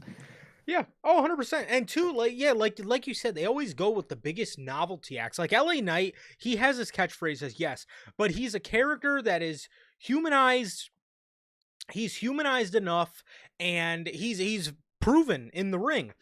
Now, you look at acts like Joe Henry, a guy who clearly fucking sucks, and they like to again, they like to Overdo it. lean into the guy again. I can't even really blame them for Jey Uso. Now as you got into it, I could definitely blame you 100% because but I get why they would kind of want to go all in with him. He's got the yeet thing. It's something that's over. His character was story. humanized at one point Mm-hmm. with the bloodline. And from what they thought, or at least from what we've seen, he could go in the ring. Now, again, once he got into the mix of things, he regressed. The only person, he regressed terribly in the ring, and then obviously everything ended up turning into a complete fucking joke. But yeah, like you said, they do it all the time, man. They go all in with people that are clear flukes. I don't get it, man. And like you said, at least Jey Uso, he had the momentum, he had the story behind it at first, man, and he was one of the favorites of the Bloodline story in itself. Yeah. It was really, obviously there was everybody, but like the connection with him and Sammy specifically was like the thing with Sammy and the Bloodline, man. And at the time, I was a big Jey Uso guy. You were a big Jey Uso guy. I mean, you love Jey Uso, bro. And unfortunately, he ended up digressing. He ended up being really ass. And by the time he was obviously ass, that's when they fucking pulled the trigger. So it doesn't make sense, man. But they always pick the wrong people, man. Always picking the wrong people. They don't make sense. Like, think random one last piece. Look back in 2018, man. They like all the people they could have had beat or 2017 beat Brock for the Universal title. Joe, fucking Joe, bro, all those people, man, and they never did anything with it, man. Makes no sense, man. You like Joe. You didn't have, you don't remember that fucking amazing promo they done had where I still remember it to that day where he told Brock to fucking look at him while he's talking to him? Come on, bro. That moment alone would have got him the world title for me. That moment alone, but they never did it. Yeah. Never won a world title. Again, I don't think he did. No, No, he never did. And then they wonder like why people don't work out, but like you you Don't pull the present trigger. yourself, yes, you present yourself with a moment that has, please pull the trigger all over it, and you don't do it, and then you wonder like why people don't work out. It's because people will lose faith if you don't pull the trigger when people actually want it. It makes no sense to me, bro, and it makes no fucking sense to me. But speaking of which, um we have, let's see. Well, speaking of which, speaking of Brock Lesnar, we got news on Brock. According to PW Insider, despite seemingly retiring at WrestleMania 42, Brock Lesnar is still listed as an active performer internally by WWE. All I think this is, to be 100% So transparent, WWE's holding out hope that because WWE's mad they didn't get to roll out Brock Lesnar retirement merch for WrestleMania, so they're hoping they get to roll out a Brock Lesnar retirement line for SummerSlam. And the fact that he may have just impromptu retired at WrestleMania and they didn't get to do it scares the holy shit out of them. So what they're opting to do is hold out hope that they can please, please, please put out that retirement merch line for SummerSlam. And I hope they don't get the chance to do it. I hope they don't, man. I really hope they don't get the chance to do it. Like you said, it's just I'm holding on hope that he's gonna do something, man. I think it's pure copium from WWE's part. I think he is done by the looks of everything, by the way they had to wrap everything up. And good for Brock, man. Stand that ground. Don't come back for no fucking lame ass shit, dude. And I think his retirement was perfect, man. And I really hope he sticks with it, man. I really hope for not only his case, but just to stick it to WWE, man. Just look at that, Agreed. dude. It's so funny. They planned. I remember, late last year, early this year, man. They planned so many retirement tours. They had a Jericho, they had a AJ, they had a Brock in play, and none of them worked out. Brock retired early, AJ retired early, Jericho returned to AEW, bro. They had so many they were gonna do, and they couldn't do fuck all of it, bro. They want to do it for Rey Mysterio too. We even know it at the time, and they couldn't do that. I am so glad every single one of those fucking failed on them. I'm so happy for that. Me too. Me too. Because they don't, again, if you want to treat, they treat these guys they treat these guys like, again, you look at like somebody like AJ. He should have had a world title before he retired. He absolutely should have. In my opinion, you didn't book him correctly. Apparently, we've been on an Asuka farewell tour. You didn't fucking book that I didn't correctly. know that. You're asking people to retire like Ray. You're treating people like numbers. So at the end of the day, I'm gonna treat you back like a number. I'm gonna treat you like, not like family. If you want to treat me like a number, then I'm going to treat you like an employer. So that's it. And I'm gonna do things my way. So if I was Brock, I don't fucking blame him. I don't blame him at all. You're not going to sit here and tell me who to stick around for and who is going to fucking retire me. If I done busted my ass for 20 years, and especially with Brock, if I'm as decorated of an athlete as I am, if I'm a big a name as Brock Lesnar, you ain't going to fucking tell me who's going to retire me.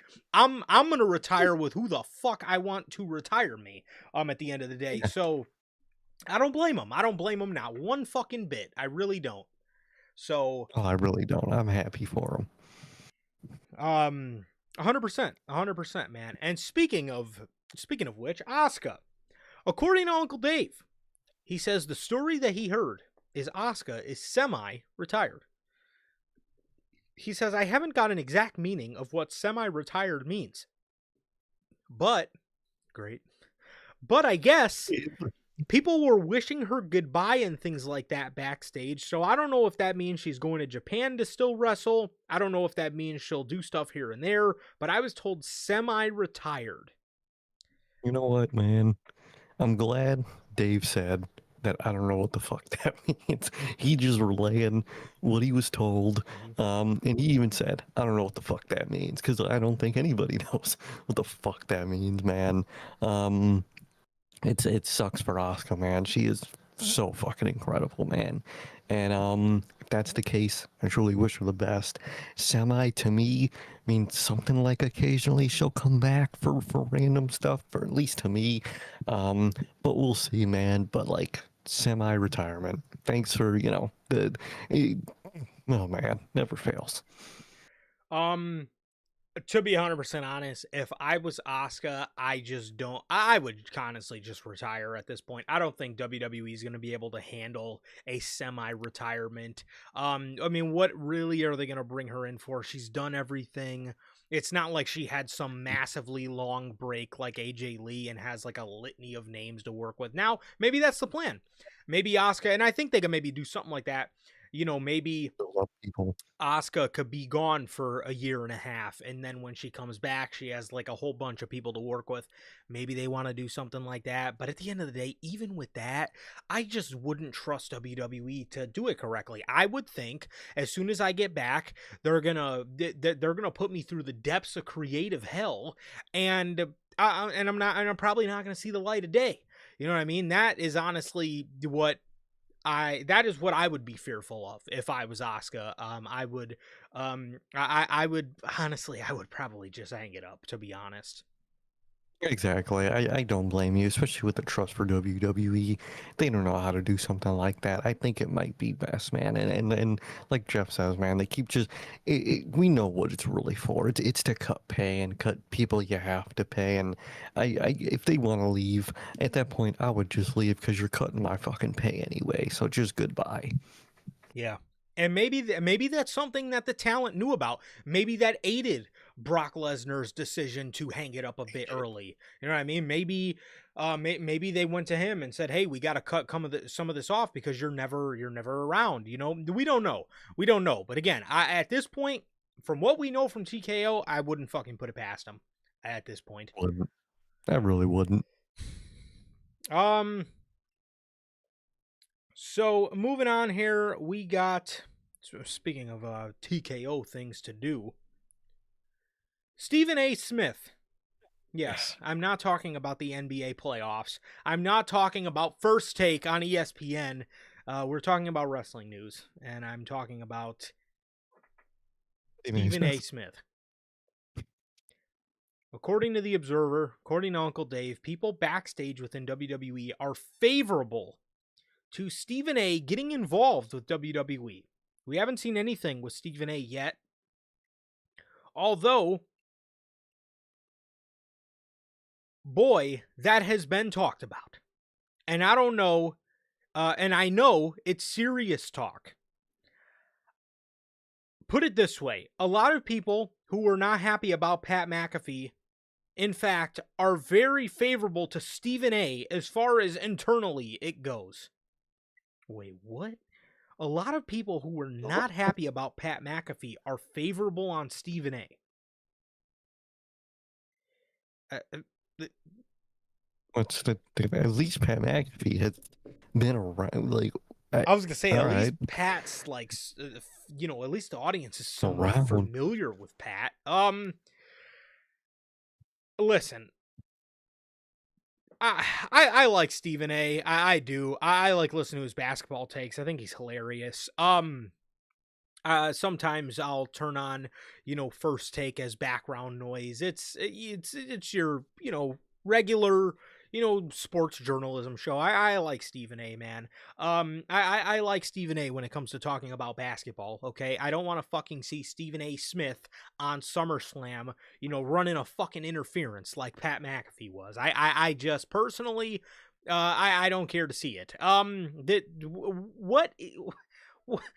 Then this is the thing. WWE, they want change. They want, they're listening to the fans about ads. Yeah, okay. They're listening to the fans about, not wanting to see celebrities, but we're favorable on Stephen A. What? They don't care. They don't care. They never did. They never did. It literally wasn't even them that cut Pat McAfee and Jelly. It was those two individually that told them, yo, we got to back out of this. They are not happy. They were going to do that whole backlash tag match spiel. They were going to do that. TKO didn't give a fuck. Yeah. They just gotta pretend to give a fuck, dude. And we're gonna get the same thing with Stephen A, man. And like you said, I see the clips. He's funny, but this he don't even like this. Where you could tell when the few times he's talked about this, he don't give a fuck. He don't give a shit about this. Yes. Why would he? That's not his world.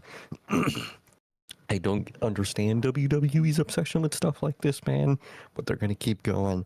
I'm sure he's going to be in a program with somebody for SummerSlam, man, and people, they're going to be shocked. They're going to say, oh, I thought TKO was chained. They're not, man. Expect the worst, man. I'm expecting the worst, and I expect to see Stephen A. at some point, unfortunately, man. It's gonna be ass, but they're going to do it. I know this company.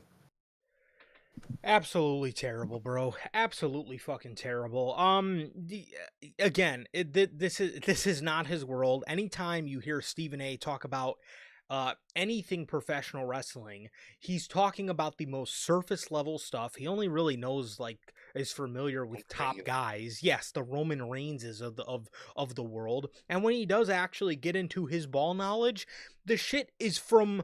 He talks about watching Dick the Bruiser when he was a kid. Like, bro, like, that, does that not tell you, like, what, like, he was an older wrestling fan. And that's fine. He's familiar with, he used to watch it as a kid.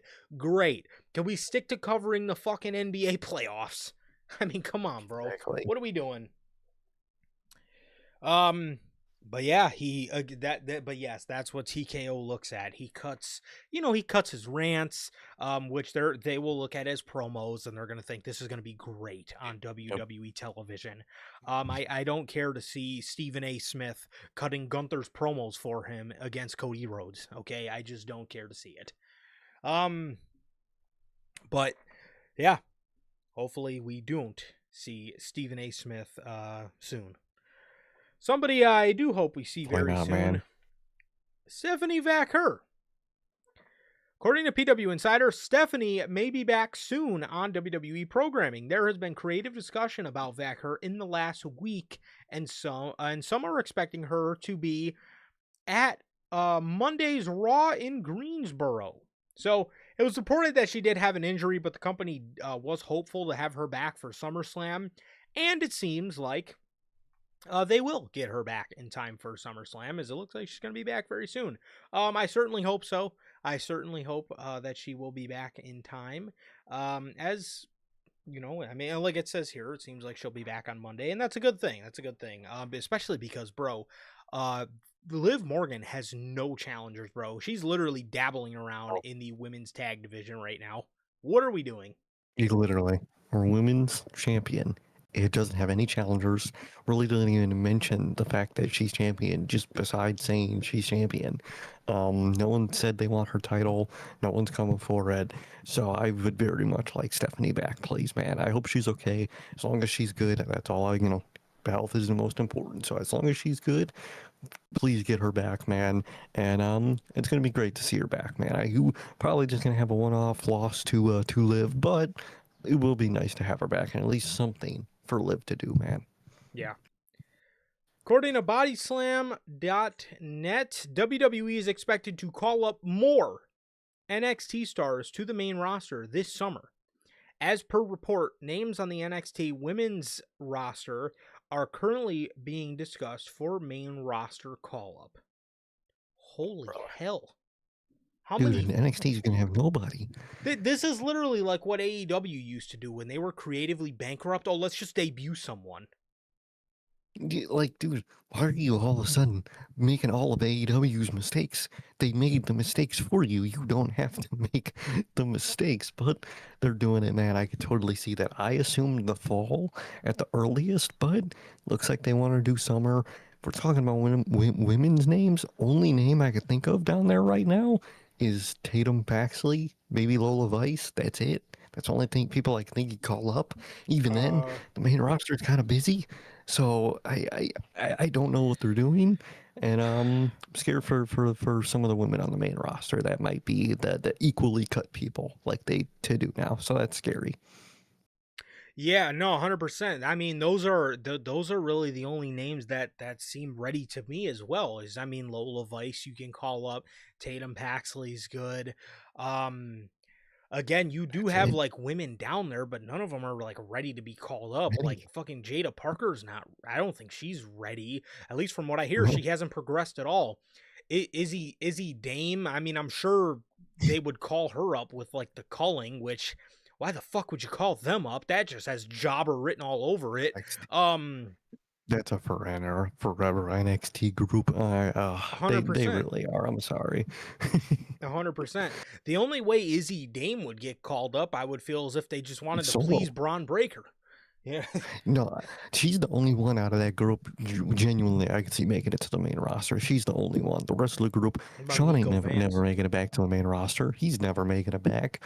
I don't know who the other two are. I always forget their fucking names. It's Nico fucking Vance. Come on, bro. Nico Vance. He ain't doing nothing, man.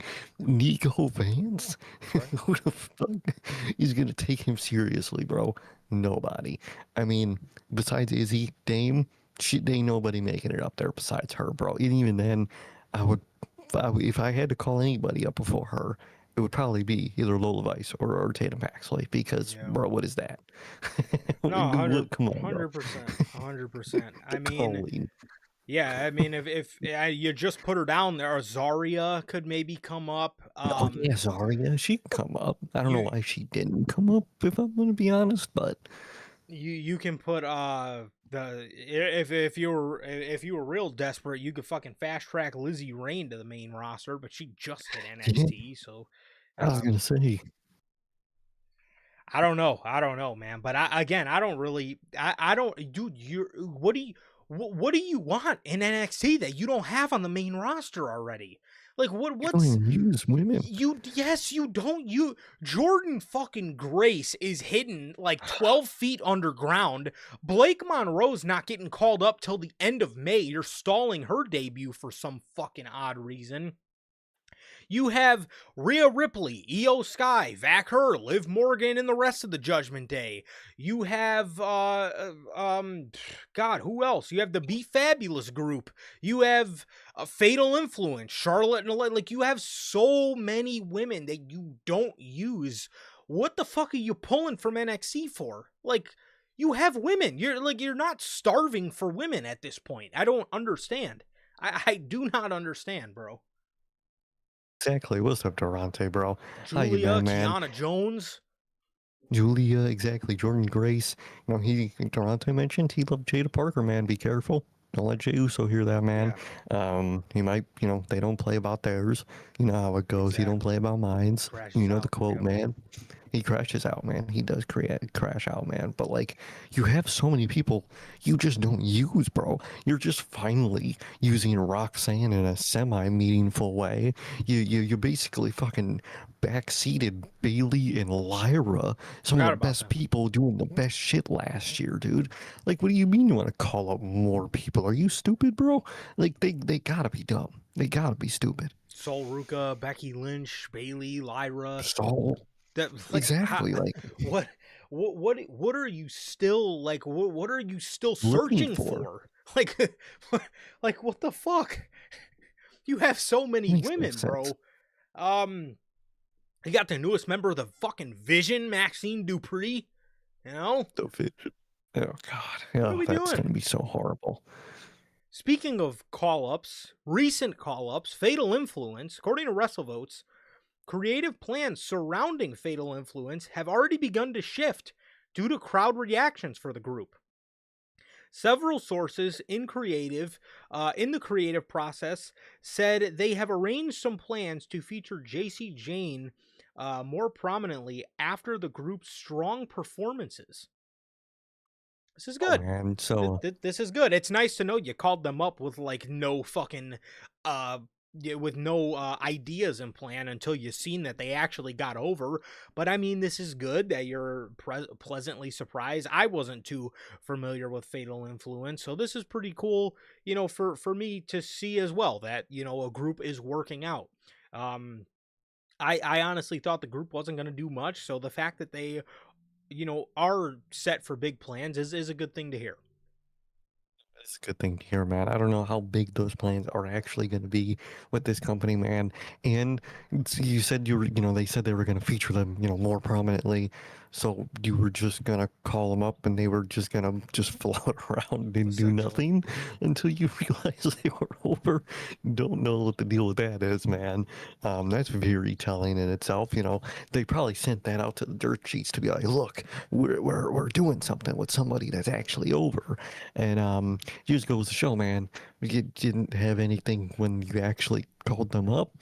All right, man. All right, but I like Fatal Influence. I think they're good, man, and hopefully they do something meaningful with that, man. Hopefully this isn't just one of their fluff stories they send the dirt sheets where, Finn Balor is going to be pushed in 2025. You know what I mean? Hopefully it's not one of those. Hopefully they do end up using them. I hope so. I certainly hope so. And yes, feature more prominently. As for Triple H's definition, probably means they are going to get Just buried be by the informed. B Fabulous group. Jade Cargill, Probably. B Fab, and B Chin. B-Chin, man. You know, Durante asked, where's Museum, bro? She's B-Chin, bro. She is, you got B-Fab, B-Chin, and Bade Cargill, man. The B-Fabulous group. Yep. Jade Bargill. Jade Bargill. I like that. There you go. The B Fabs. The B-Fabulous group. So yeah, I hope Fatal Influence does very good for themselves again. It's nice to know that you had no fucking idea what to do with them, but I digress. Let's see, man. Speaking of characters on SmackDown, we have Sami Zayn, according to Michael Cole. Sami. I don't know if you guys just heard my phone going off, but it was a scam call. I didn't actually. I don't think the mic picked it up. That's good. It was a scam call, and the guy's name is Gideon. I now have Victor Gideon calling me. Gideon. God damn, man. You got T-Virus or something, man? I fucking must have. You got Opus or something? I must. God damn. I must, bro. Sami Zayn. According to Self-Made PW, Sami Zayn reportedly argued for his character to become more layered and gray in his ongoing storyline with Trick Williams. He didn't really want to turn heel. He told WWE Creative, I don't think I'm a bad guy. I feel like my relationship with the fans is evolving. No, I just think the fans are taking Paul's fuck-ups out on you, Sammy. I think... 100%. I think they're going to play this one a little differently. And look, as they should, if the crowd reaction is altering, the worst thing you could do for Sami Zayn is have him act like nothing's going on. I think, unfortunately, it's best to play tweener. I don't really know why fans are souring up on him to begin with. I think they're probably a little bit fickle in that regard. And I don't think it has anything to do with Sammy, truly. I think people are genuinely just taking Triple H's fuck-ups out on Sami Zayn because they don't fucking know any better. And they're half-witted idiots. Yep. But I digress. Sammy, this just breaks my heart for Sammy. He doesn't deserve any of this. This dude should have been a world champion. And then maybe, around now, you could have tried, if you wanted to maneuver him into a heel role. You could have absolutely done that. But the thing is, he hasn't won a world championship. And a lot of fans seem to think it's okay to take Triple H's fuck-ups out on Sami Zayn. So it's an unfortunate case. But hopefully... in the end, they do end up making the right decision with Sammy, and eventually do end up getting him that world championship. So I can only hope, but we will see. I really hope so, man. I really hope so. That's my wish. I don't know if it's going to come true. Probably not. And if it does, it's probably got granted by a genie. And, there's some unfortunate twist to where the wish actually kind of sucks, man. So...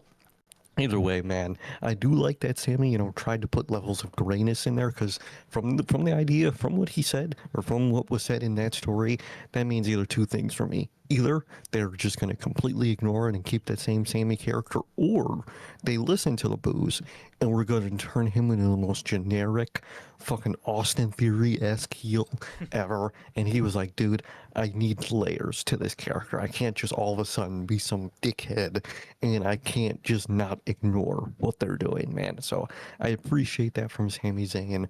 I'm very glad he advocated for that. I'm glad it seemingly worked out, man. Obviously, they still don't know overall what to do with his character, but they had to evolve, man. So, especially after this Trick feud, God knows what he's gonna do, man. But we'll see. And how do you fuck this up, man? And I do agree with you. I really don't even think the fans know that they're really booing for, the fickle morons, Sammy Hogan, all that shit, man. They're obviously just pissed at Triple H and the booking of Sami Zayn. They're just taking it out on Sami Zayn. I really don't think that the fans that are booing him even know that they aren't booing Sammy. They're booing Triple H and WWE, man. So, hopefully the character does end up working out, man. But I do like that Sammy did take the time and the actual observance to have layers to his character because Triple H wasn't gonna.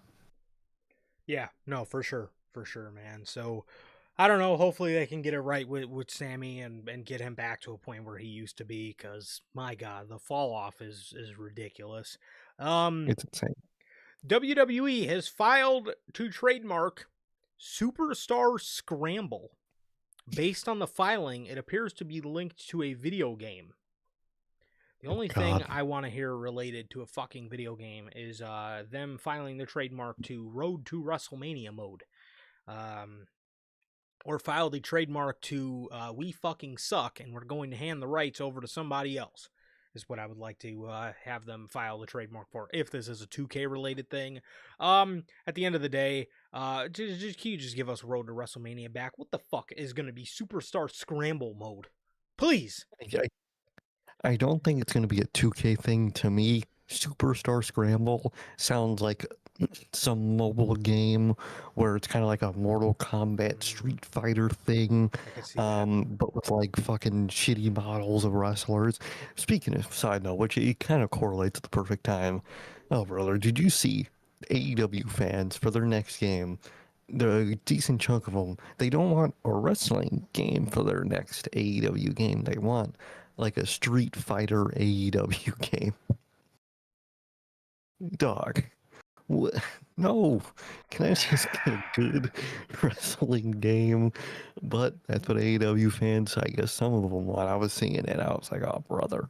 But this is kind of what that sounds like to me. But like, this screams, fuck it. Did you ever see that? Did you ever play back in like middle of high school that one Marvel mobile game that was like that fighting game? Yes. What was it called?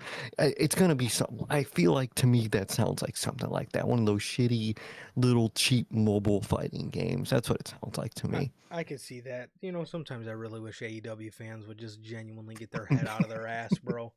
What the They want fuck? the Wii. Why do you guys just want the oddest fucking shit on the planet, bro? A Street Fighter? Who the fuck? What? No, give me a Yes. fucking wrestling. Give me the wrestling game you promised to give me the first time, and you fucking failed. Yep. Exactly. No, they want their Street Fighter style game, man. Don't know what the fuck they're gonna do with that, Good man. God. Oh my god. Okada's gonna do a drop kick.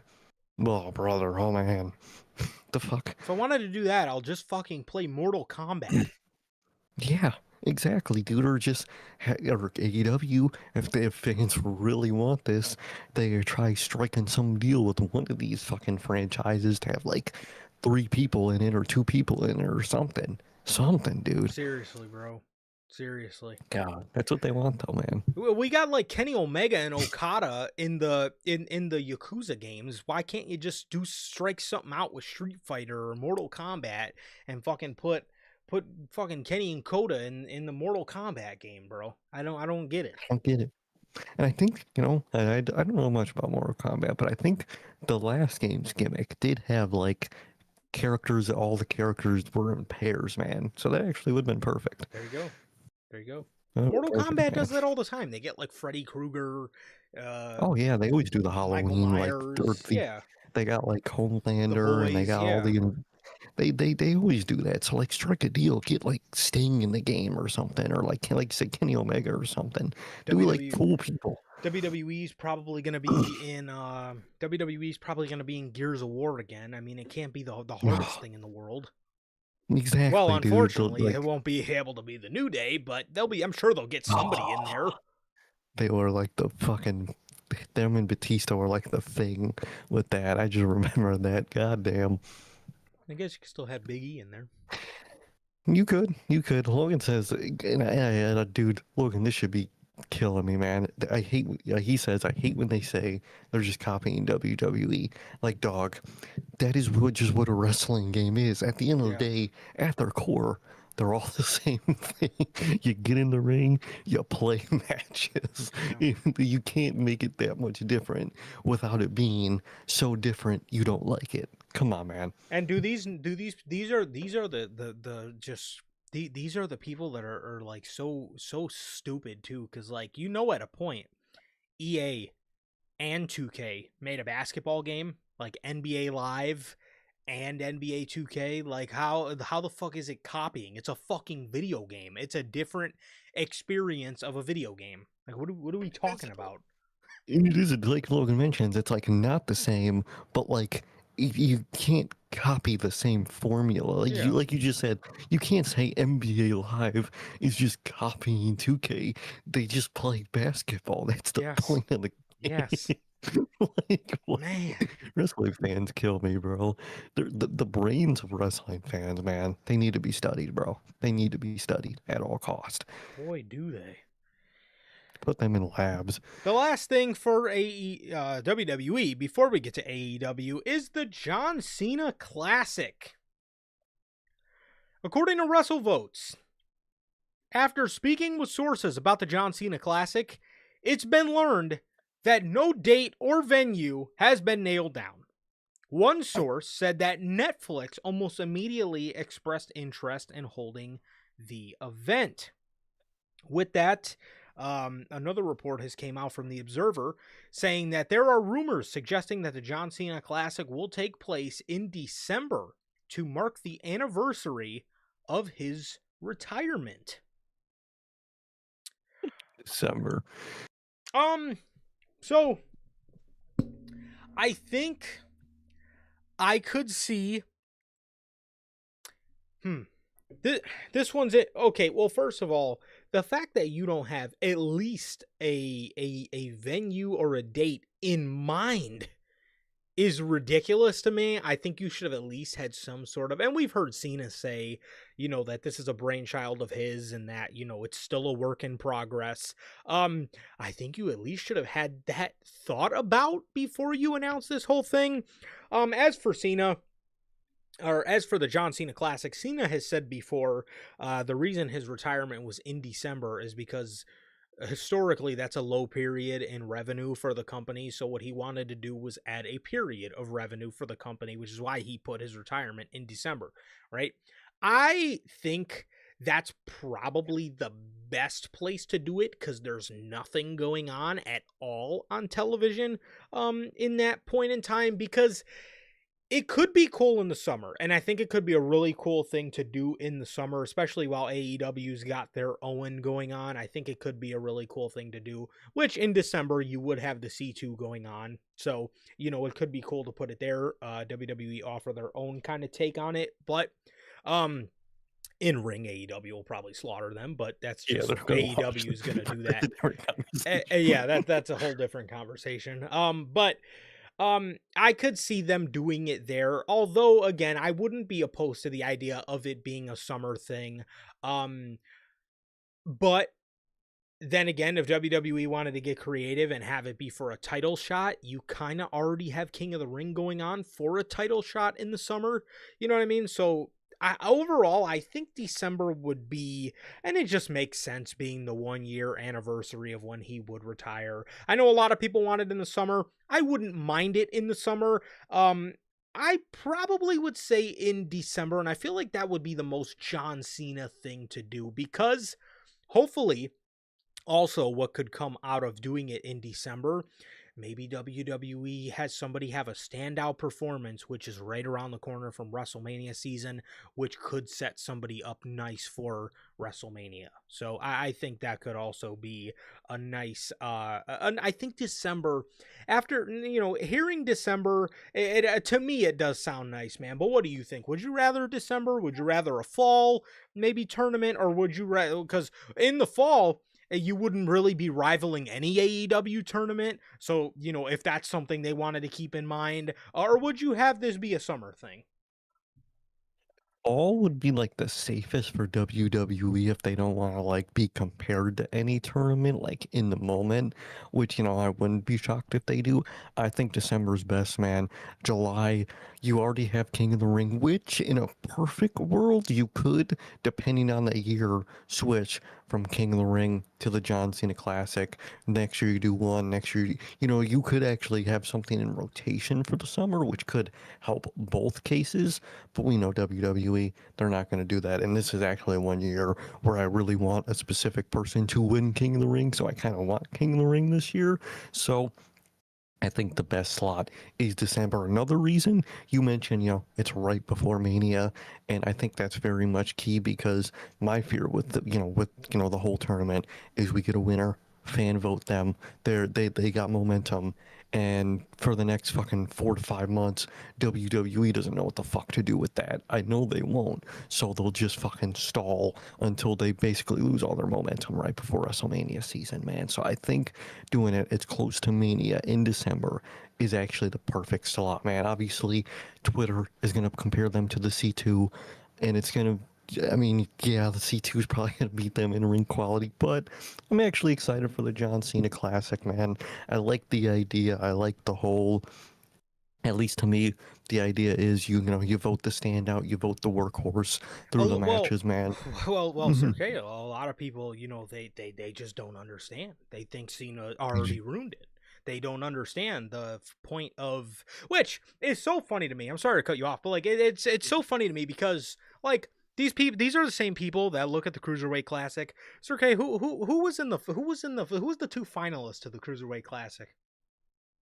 Fuck, they were wasn't it TJP and somebody else? Exactly my point. What do you remember from the Cruiserweight Classic? Cedric Non-winners. Alexander, You remember, and Coda. that's why I use that You do, yeah. You remember Coda, man. But that's why, like at the end of Backlash review, I mentioned Cedric because that's the instant I thought of. Was like what the fans kind of did for Cedric is what the fans could officially do for this tournament, and I Yeah. like that idea, man. Like That's my take on. I don't know. I was just gonna say like that's like what. And when you said that, that was like the perfect example to me. Like nobody fucking remembers like the finals of the Cruiserweight Classic was TJP versus Grand Metalik. Nobody fucking remembers that. Nobody fucking remembers that. Everybody remembers all the little stories that were in the Cruiserweight Classic. Everybody remembers Kota Ibushi. Everybody fucking remembers everybody remembers Please Sign Cedric. Everybody remembers Johnny Gargano versus Tommaso Ciampa. Everybody remembers the emotional story of Brian Kendrick coming back and going through the tournament at his older age, wondering like, does he still got it? And then there was that moment of embrace with him and Bryan Danielson in the tournament when Brian Kendrick got knocked out. Everybody remembers those fucking stories. What this tournament, I'm assuming, is supposed to do is like Sir Kay said perfectly. Cedric Alexander was the real winner of the Cruiserweight Classic, and it was because of the fanfare that he had coming out of it, the Please Sign Cedric. That I'm assuming is, we're going to get a Cedric Alexander type moment for whoever people believe is the standout of the tournament. It's, again, you couldn't have sent in any better, bro. You really couldn't have. The only other thing with this tournament, man, is I'm actually excited for it. I like the idea, and I like the December time frame they're thinking about, man. But this does scream to me. I saw rumors that this wasn't the original announcement Cena had; that it actually was just going to be Club WWE stuff. But they realized how bad that would have looked. So, with how early they were in the development of the John Cena Classic, they just announced it earlier than they originally were. I actually kind of believe those rumors because, Oh yeah. we're talking about this thing not happening until December. I think that's what happened. I think that he was going to talk about Club WWE, and I'm sure it was actually him that was probably like, dude, they are not going to like this announcement. So, they've probably already been talking about the John Cena Classic at that point. So he's probably like, let me just announce this early, just to do an announcement that they're not gonna instantly hate, like just talking about Club WWE. So that kind of does scream that to me, but I like the idea of this tournament. I'm actually excited. And, my only fear is the actual WWE audience themselves loving a schmuck because sometimes they love schmucks. Look at Yes. Danhausen, look at Henry. That's my only fear is people like that getting voted the most. That's my only fear. But the fact that it's a tournament with matches makes me like think they actually might vote a real wrestler, someone like I could see maybe someone fans get attached to like Javon Evans, a Penta. I could see like at least those are people that can actually wrestle. Rook. So I hope it's something of that. No, yeah. Well, Mason Rook. Oh, I'm thinking of somebody else. My bad. My bad. Who are you I'm thinking thinking of about, bro? fucking. Who are you thinking about? And why are you thinking about this guy? what about Naraku? Naraku. Naraku.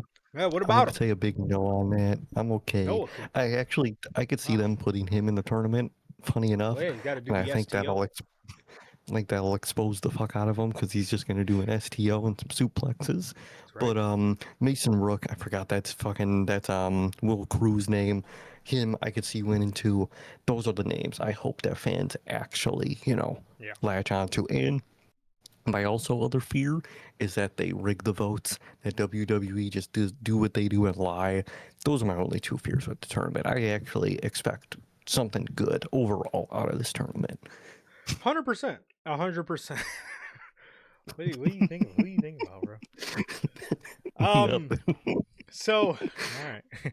So, I'm excited again. Like Jumpin' Jeff says, I'm assuming it's going to be main roster versus NXT. There's a shit ton of dream matches you could do. I even hope they end up doing like main roster versus like young main roster guys, just because the Oh, I NXT hope so. other than Mason Rook, I don't really care for Dude, anybody else in NXT, to be honest. I mean, no, I'll I care for really don't. Takahashi. I fuck with Takahashi. I'm interested to see how he That is does. true. But fucking Noraku fucking looks like he fucking sucks already. I don't really Tony It's D'Angelo. evil. I don't really understand these days. I don't really understand like what kind of we're going for there. Um, but other than fucking he's big, he's bad. He even let you meet his dad. I don't really care for anybody else in NXT, to be honest. Um Exactly. so yeah, I'm excited for it nonetheless though. I'm excited for it even though yes, I'm very worried for who their fan base will vote for. Um so yeah, there you go. Exactly. Uh yes, he was a mobster from Oak He was Park. the And now he's not. Now he's like guy. Jungle Boy on steroids without the Tarzan gimmick, if that makes Yeah, sense. he's kind of just a guy that's kind of Imagine tough, I Jungle guess. Boy with no gimmick and buff. That's Tony He, D'Angelo. he doesn't like have a gimmick anymore. It's weird. I don't know, man. I don't know. I get you don't want to overdo the mob stuff with like the whole accent and the whole get up. I get Yeah, that, but but that was like their doing. that was their doing, and like that's just WWE just flanderizing everything they do. You could add a subtlety to it, but Yeah. WWE don't know subtle. Yeah. No, they don't. I mean, like the Roman Reigns in the Bloodline was always kind of referred to as a Samoan mob, right? But you didn't fucking see Yeah, them coming out in pinstripes and fedoras. You know what I mean? Well, you didn't see them coming out with Tommy guns. Like, you know what I mean? But that's what they did with Tony D'Angelo. He was coming out doing the Italian thing, making all the hand gestures, and you know, he's fucking like he's got this just the pizza. overly just thick Italian accent. It's just like you didn't have to do all that, bro. You didn't have to do all that. They got him out there fucking wrestling in a wife beater and joggers. What the in velvet joggers? Like he's the Godfather? Like what is this? Man, That's way to fucking weird, overdo dude. it. Um Ridiculous, bro. Absolutely ridiculous. So, Yeah, that was that. That is that. That's the news on the John Cena Classic. Again, I hope for more of a December. It would be something nice for them to do in September or in December. And historically a time where they have nothing going on. I think that would be the best time to do it, and I'm excited for what they got. Honestly, though, what you were talking about, I do fully believe. I believe that they were gonna have him go out there and announce some Club WWE shit. And I think either Triple H or John Cena realized, like, dude, the fans are gonna fucking eat this alive. Like, we need to maybe start learning from our fucking mistakes, and maybe not have, maybe not go out there and do some dumb shit like this, because we're probably gonna get eaten alive for this. And they didn't end up doing it, which was the best case scenario, because yes, they were going to be eaten alive 1,000%. So I'm glad that they didn't. I'm glad they didn't go that route, and maybe are starting to catch on to their fan base after all these years. So Exactly. so that was that. And that is all the news for WWE. And now on to our AEW stuff. But before that, in honor of TKO, man, we do have an ad break for you guys, man. We have a word from none other than W Energy, man. Don't worry, guys. It's only about a minute, not 4 minutes, 5 minutes, 6 minutes worth of ads. It's only a minute, but W Energy, the official energy drink of NHP, man. It is loaded with vitamins and nootropics, formulated to improve focus without getting the jitters. W's a clean formula, sugar-free, 0-calorie, free from fillers and artificial colorings, with 150 milligrams of caffeine per serving. You can get your W products today with the link below and code NHP at checkout. Save yourselves 10% on your next W purchase. Really always gotta shout out W. Whether workout, whatever you may need the energy for, no matter what show's coming up, Double or Nothing, Clash, yeah, that's the show. Whatever show's coming up, man, whatever you need the energy for, W's got you, man. It'll keep you energized, keep you focused, you won't have the jitters, and it'll taste good all at the same time. Truly always, you gotta shout out W. That's right, that's right. As always, thank you and shout out to the wonderful people over at W, the official sponsor of what we do here at NHP. Exactly. And they're one half of Logan's salary, because we had to. Oh yeah, sorry, Lauren. Yeah, sorry. Durante too. Every time we make more money, man, Yep. you gotta decrease your guys' money. It's just 100%. this is how it is, man. 100%. Just sorry. It's So- nothing personal, just business. Yeah, just business. AEW, man. AEW has found themselves in a bit of a sticky situation as of late, as they, according to Post Wrestling, AEW is suing Triller for just under $5 million in unpaid revenue from pay-per-view sales and AEW Plus. The complaint alleges that Triller TV's parent company used the AEW revenue to fund other businesses. Triller Group Inc.'s strategy of robbing revenues generated by Triller TV's distribution of AEW content to cover other defendants' operating expenses, much of which was spent on the social media platform Endeavor, negatively impacted its relationship with other payments owed to AEW. Well, I guess this sheds a little bit more light on why they cut Triller. My God, $5 million. I thought it was $5 million is crazy. I thought they cut Triller just because they had their own international network. I thought they were just starting to cut all their stuff anyway because they got their own. Apparently not. Apparently they owe them $5 million in ad revenue. Good luck to AEW. I hope they get that back. But sounds like one of those things to me where they probably just spent all the money investing in other shit like they're a fucking bank. But I digress. It's literally what banks do. But I guess Triller just thought they could do that as a media companies, but I digress. I don't know if AEW is going to get the money out of this. Not that they won't win the lawsuit, but if they're, I feel like Triller is going to be one of those things where we're broke. We don't really I got can nothing to see it. pay, man. So that's what a lot of people I saw see, and I could see that too, man. Hopefully AEW gets their money because it's fucking wild. They just took their ad money and dipped. I wish the best for AEW. I hope they could, get beat the case and get their money, man. Hopefully, man. But we'll see, man. I hope so, because yes, $5 million is absolutely ridiculous. That they stole from them to invest into other things. That's very shitty. And apparently, AEW is not the only company that Triller did this to. So I hope everybody gets their money and Hope Triller so. TV gets brought to justice. But like you said, dude, they're probably Triller's been a dying brand for a minute. So I honestly could see them filing for bankruptcy or just Get citing that bailed they out. aren't able to kind of pay it. But that's Yeah. crazy.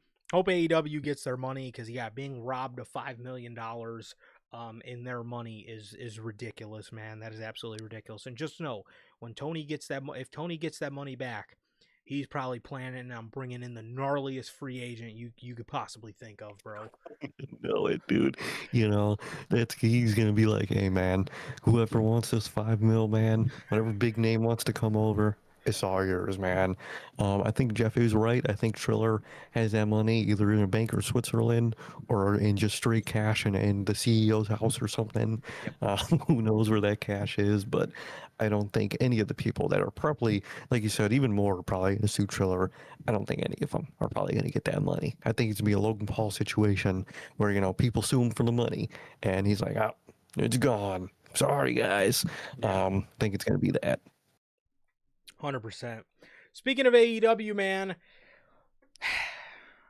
according to Meltzer, one person in WWE, yes, I repeat, one person in WWE noted that word has spread in the company among some, if not many, that AEW won't be on Paramount/Skydance when their current deal expires and question if they get a viable deal elsewhere.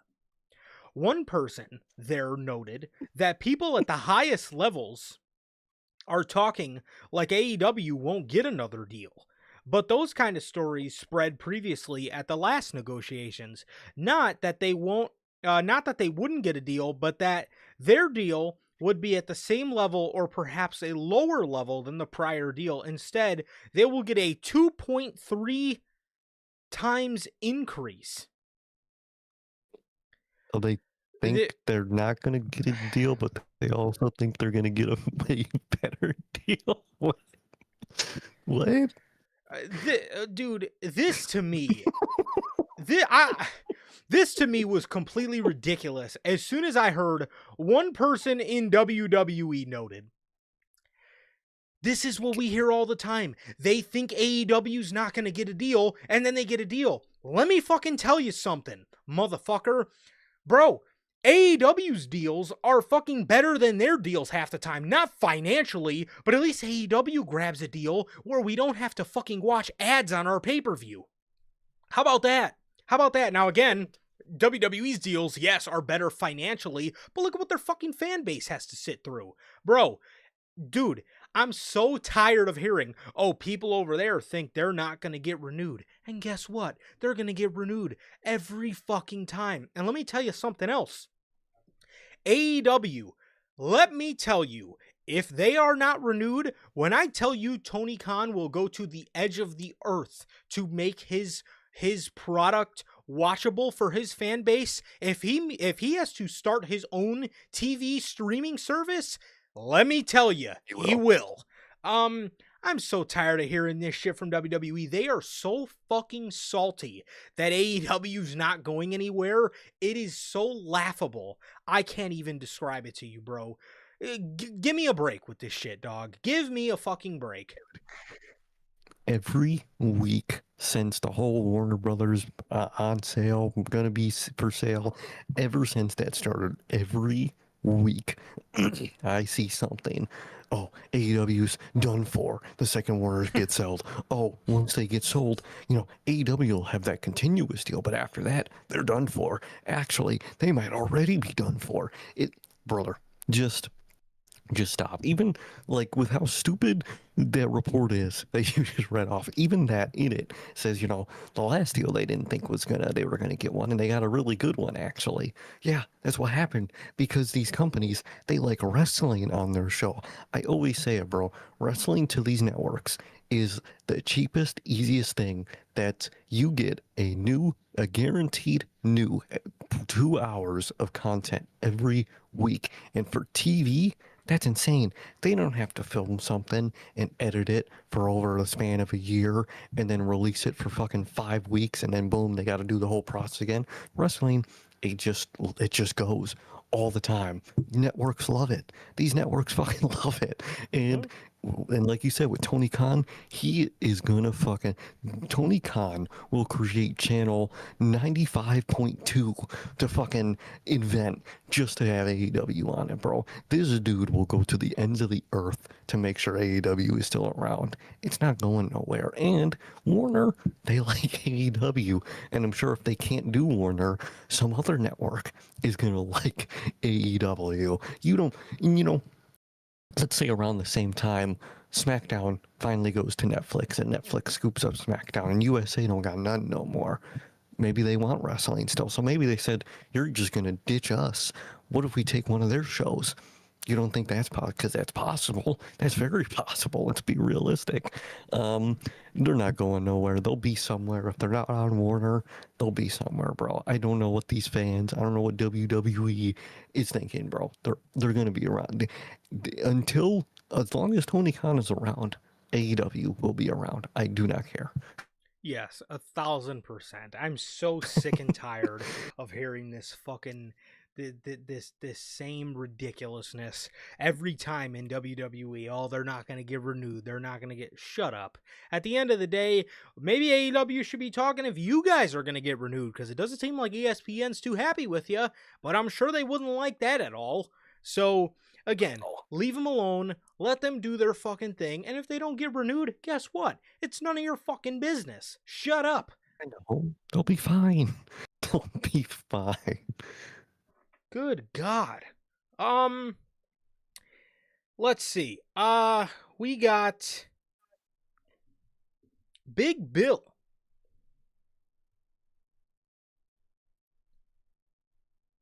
According to Fightful, Big Bill's AEW contract was reportedly expected to expire at the end of May or start of June. It is unknown if he has re-signed a new deal with the company. What do you think, man? Think Big Bill's on his way out? Think we're gonna get the return of Big Cass?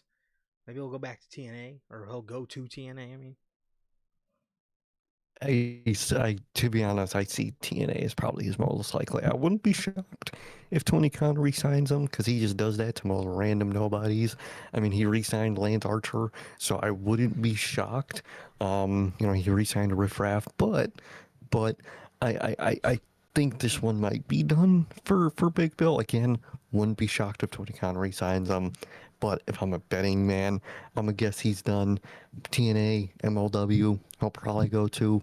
Who knows? He'll probably be. I don't think he's going back to WWE. I think it's going to be TNA or MLW, wherever it might be. Man, wish him the best. But I wouldn't be shocked, but I don't see him staying in AEW. What about you, man? yeah, I could see Tony Khan making. I could see Tony Khan making this one happen. To be honest, I could see him making him an offer to stay, maybe on like an ROH, kind of deal. I could That's see. true. And I also don't know how much he is featured on Collision. Maybe he's featured a lot on Collision. But at the end of the day, who knows? Maybe WWE wants him back. Maybe they want to bring back Big Cass now that, because the whole reason they let him go was because of all his alcohol problems. So maybe now that obviously he's good, maybe they want to give him another shot. I don't think he'll do anything in WWE, but that was pretty much the whole reason why, or at least a big reason why they let him go in the very first place. So I could see that being a possibility for sure. But I can also see him going somewhere else, like I said, like somewhere completely different, like a MLW. Like I could really see him going to TNA. But I mean, we will have to wait and see, man. I can't really say I'm the biggest Big Bill guy. Maybe he wants to go reform his tag team with Enzo. So we will have to wait and see. But we will definitely keep bringing you guys updates as this goes along and whatever happens with them. So yeah. 100%. Speaking of AEW, bringing somebody in, we have, according to John Alba of Sports Illustrated, multiple sources say that AEW has expressed real interest in working with Mick Foley this year. Though the capacity of which is unknown, it was also not certain whether or not the organization would be interested in signing the 60-year-old or if it would simply be an appearance. One source indicated while they did not have any direct knowledge of Foley coming in for Double or Nothing, they would not be surprised if there was a push to use him on it if a deal could get done. The extent of any conversation between the parties beyond initial inquiry is also unknown. A lot of people want them to bring in Mick Foley. I keep seeing a bunch of people on Twitter wanting him as like some AEW authority figure. I would love an AEW authority figure. I just think I've kind of gotten the gist that Tony Khan doesn't like that. We've heard that on more than one occasion. I think it would be great, but I just don't think it's something Tony likes, so it's probably not going to happen. But at the end of the day, I would like to see them use Mick Foley. Maybe they use him in some sort of like mentor role, like they did with Darby and Sting. Or maybe they just have him come in and do whatever just for a random appearance. So I would be interested to see what WWE doesn't use the poor guy at all. They don't bring him in at all. Starting to maybe think somebody in the company fucking hates the guy. But I think Mick Foley's great, and I would like to see him used a bit more. I would. I mean, he's a legend. He's fucking Mick Foley of all people, man. So I could definitely see him, finding something in AEW, and I could see, Tony Khan. He's a mark for things like that for guys like Mick Foley. I wouldn't be shocked if he, signs him for something, an on-screen role of some type, whether like you said, it's an authority figure. They don't really like those, or maybe like he's in a Sting role. You could do so much stuff. You could do a lot of things like that, man. And if Darby's gonna continue being a champ, I could see like a little one-off interaction with those two, as Darby is very much kind of, Foley-esque. So I could see something like that, man. I wouldn't be shocked at something like that. Either way, I would love to see him. I'd be down to see him for a little something here. And it would be nice to see him, man. So I hope, maybe they could work something out, and we'll see over time. 100%, man. And the last story for today is regarding the New Day. According to WrestleVotes, when reaching out to a source in AEW, they were upbeat about New Day wrestling in at least a match in the company. Who will need to go by a new name, obviously. Fightful then also reported on this, saying that some big names within AEW, along with every source spoken to, have pushed for AEW to sign Kofi and Austin Creed or Xavier Woods. Listen, bro. Does this come as a shock to anybody, man? AEW, people in AEW, everybody spoken to in AEW is pushing for AEW to sign Kofi and Xavier Woods. That comes as absolutely no shock whatsoever to me, man. Here's the thing. These guys are held to a very high regard in the business. These guys were also done very wrong in the business by their former employer, WWE. And these guys have nothing but friends, bro. I am sure this is going to be something that is top priority the minute these guys are made available. I'm sure there's already been conversations, and I'm sure as far as Kofi and Xavier are concerned, they probably already have their mind made up as to what is next for them in the space of professional wrestling, man. These guys, without a doubt, have a home, and I think they're going to be in AEW again. They're at least going to be signed. Obviously, I don't know what they're going to debut, but they're at least going to be signed the very second they become available, man. And I think Tony Khan's going to go all out to add this piece to his tag team division, and I would be too. Yeah, I would be too, and I think they are. I think they're going to be AEW bound. I mean, this is the exact type of situation for this exact type of signing that a wrestling company fucking salivates for. You got legendary guys that the fans of the company loved, getting creatively and financially screwed over by the company. You got the perfect chance. I mean, you especially with Tony Khan, he's got the money. I mean, he's got the tag teams in his roster to be able to have great matchup, which is Tony Khan's thing. This is a no-brainer. Why wouldn't you get these guys? Obviously, they have friends, the Elite. I'm sure the Hurt Syndicate is their friends. Any fucking guy they knew over there, Brian. I'm sure.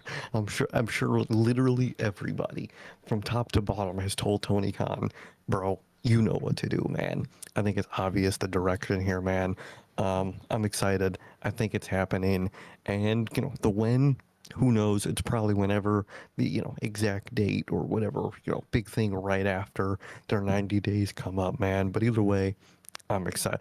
When does All In come into that timeline? Is it before or like after the 90 days? Their 90 days is up July 23rd, and All In is about a month after that. All In's at the end of August. Okay. So I could maybe see them debuting for, to be on All In. I could definitely see that, man. I could definitely see something like that, but I'm excited. I think it's a very obvious no-brainer. I think, Austin Creed and Kofi, I think they want to face these guys. They always wanted to face, the Elite specifically, and I'm sure you got FTR there. You got so many fucking names there. I think it's a no-brainer, man. And in terms of the names, I like the names. Obviously, Kofi, Austin Creed, good names. The fans know Kofi, and if you are half on the internet, he goes by Austin Creed in some capacity, whether it's his fucking gaming channel. Great names for those guys, and I'm fucking pumped, man. I cannot wait to see them in AEW. I'm very excited for them in AEW, man. I'm very excited to see these guys with the handcuffs off. Oh. I'm pumped, bro. I'm pumped. No longer do they have to mourn a dead tag division, because the tag division, once they get there, should be well alive, hopefully, by that point. I hope so. So they definitely got the teams to keep it alive. So we will see, man. We will see. But with that, that's everything. That's everything for the news today for WWE and AEW, man. Yet again, another great episode of the news, bro. Thank you guys so very much. We'll be on here in a week with the, Double or Nothing. Yeah, Double or Nothing predictions, man. So excited for that. Excited for that, man. And yeah. With that, man, that is going to do it. Thank you guys so very much for joining us. We got my guy, Jumpin' Jeff. We got Durante. We got Manager Logan. David, Rage, thank you guys for tapping in with us in the live chat. And, of course, everybody a part of the Replay Mafia. Thank you guys, as always. And with that, that is going to do it, ladies and gentlemen. Please like, comment, and subscribe. And we will see you all on Monday. Or, wait, did I say it's been a pleasure for my Johnny? I don't think I did. No, you did not. It's been a pleasure for my Johnny. It's been a long day. And I sure can. And that is going to do it for this edition of NHP, man. That's going to do it for the news. Thank you guys. Please like, comment, and subscribe. And we'll see you all on Monday after Raw with NHP Unscripted 300. Peace.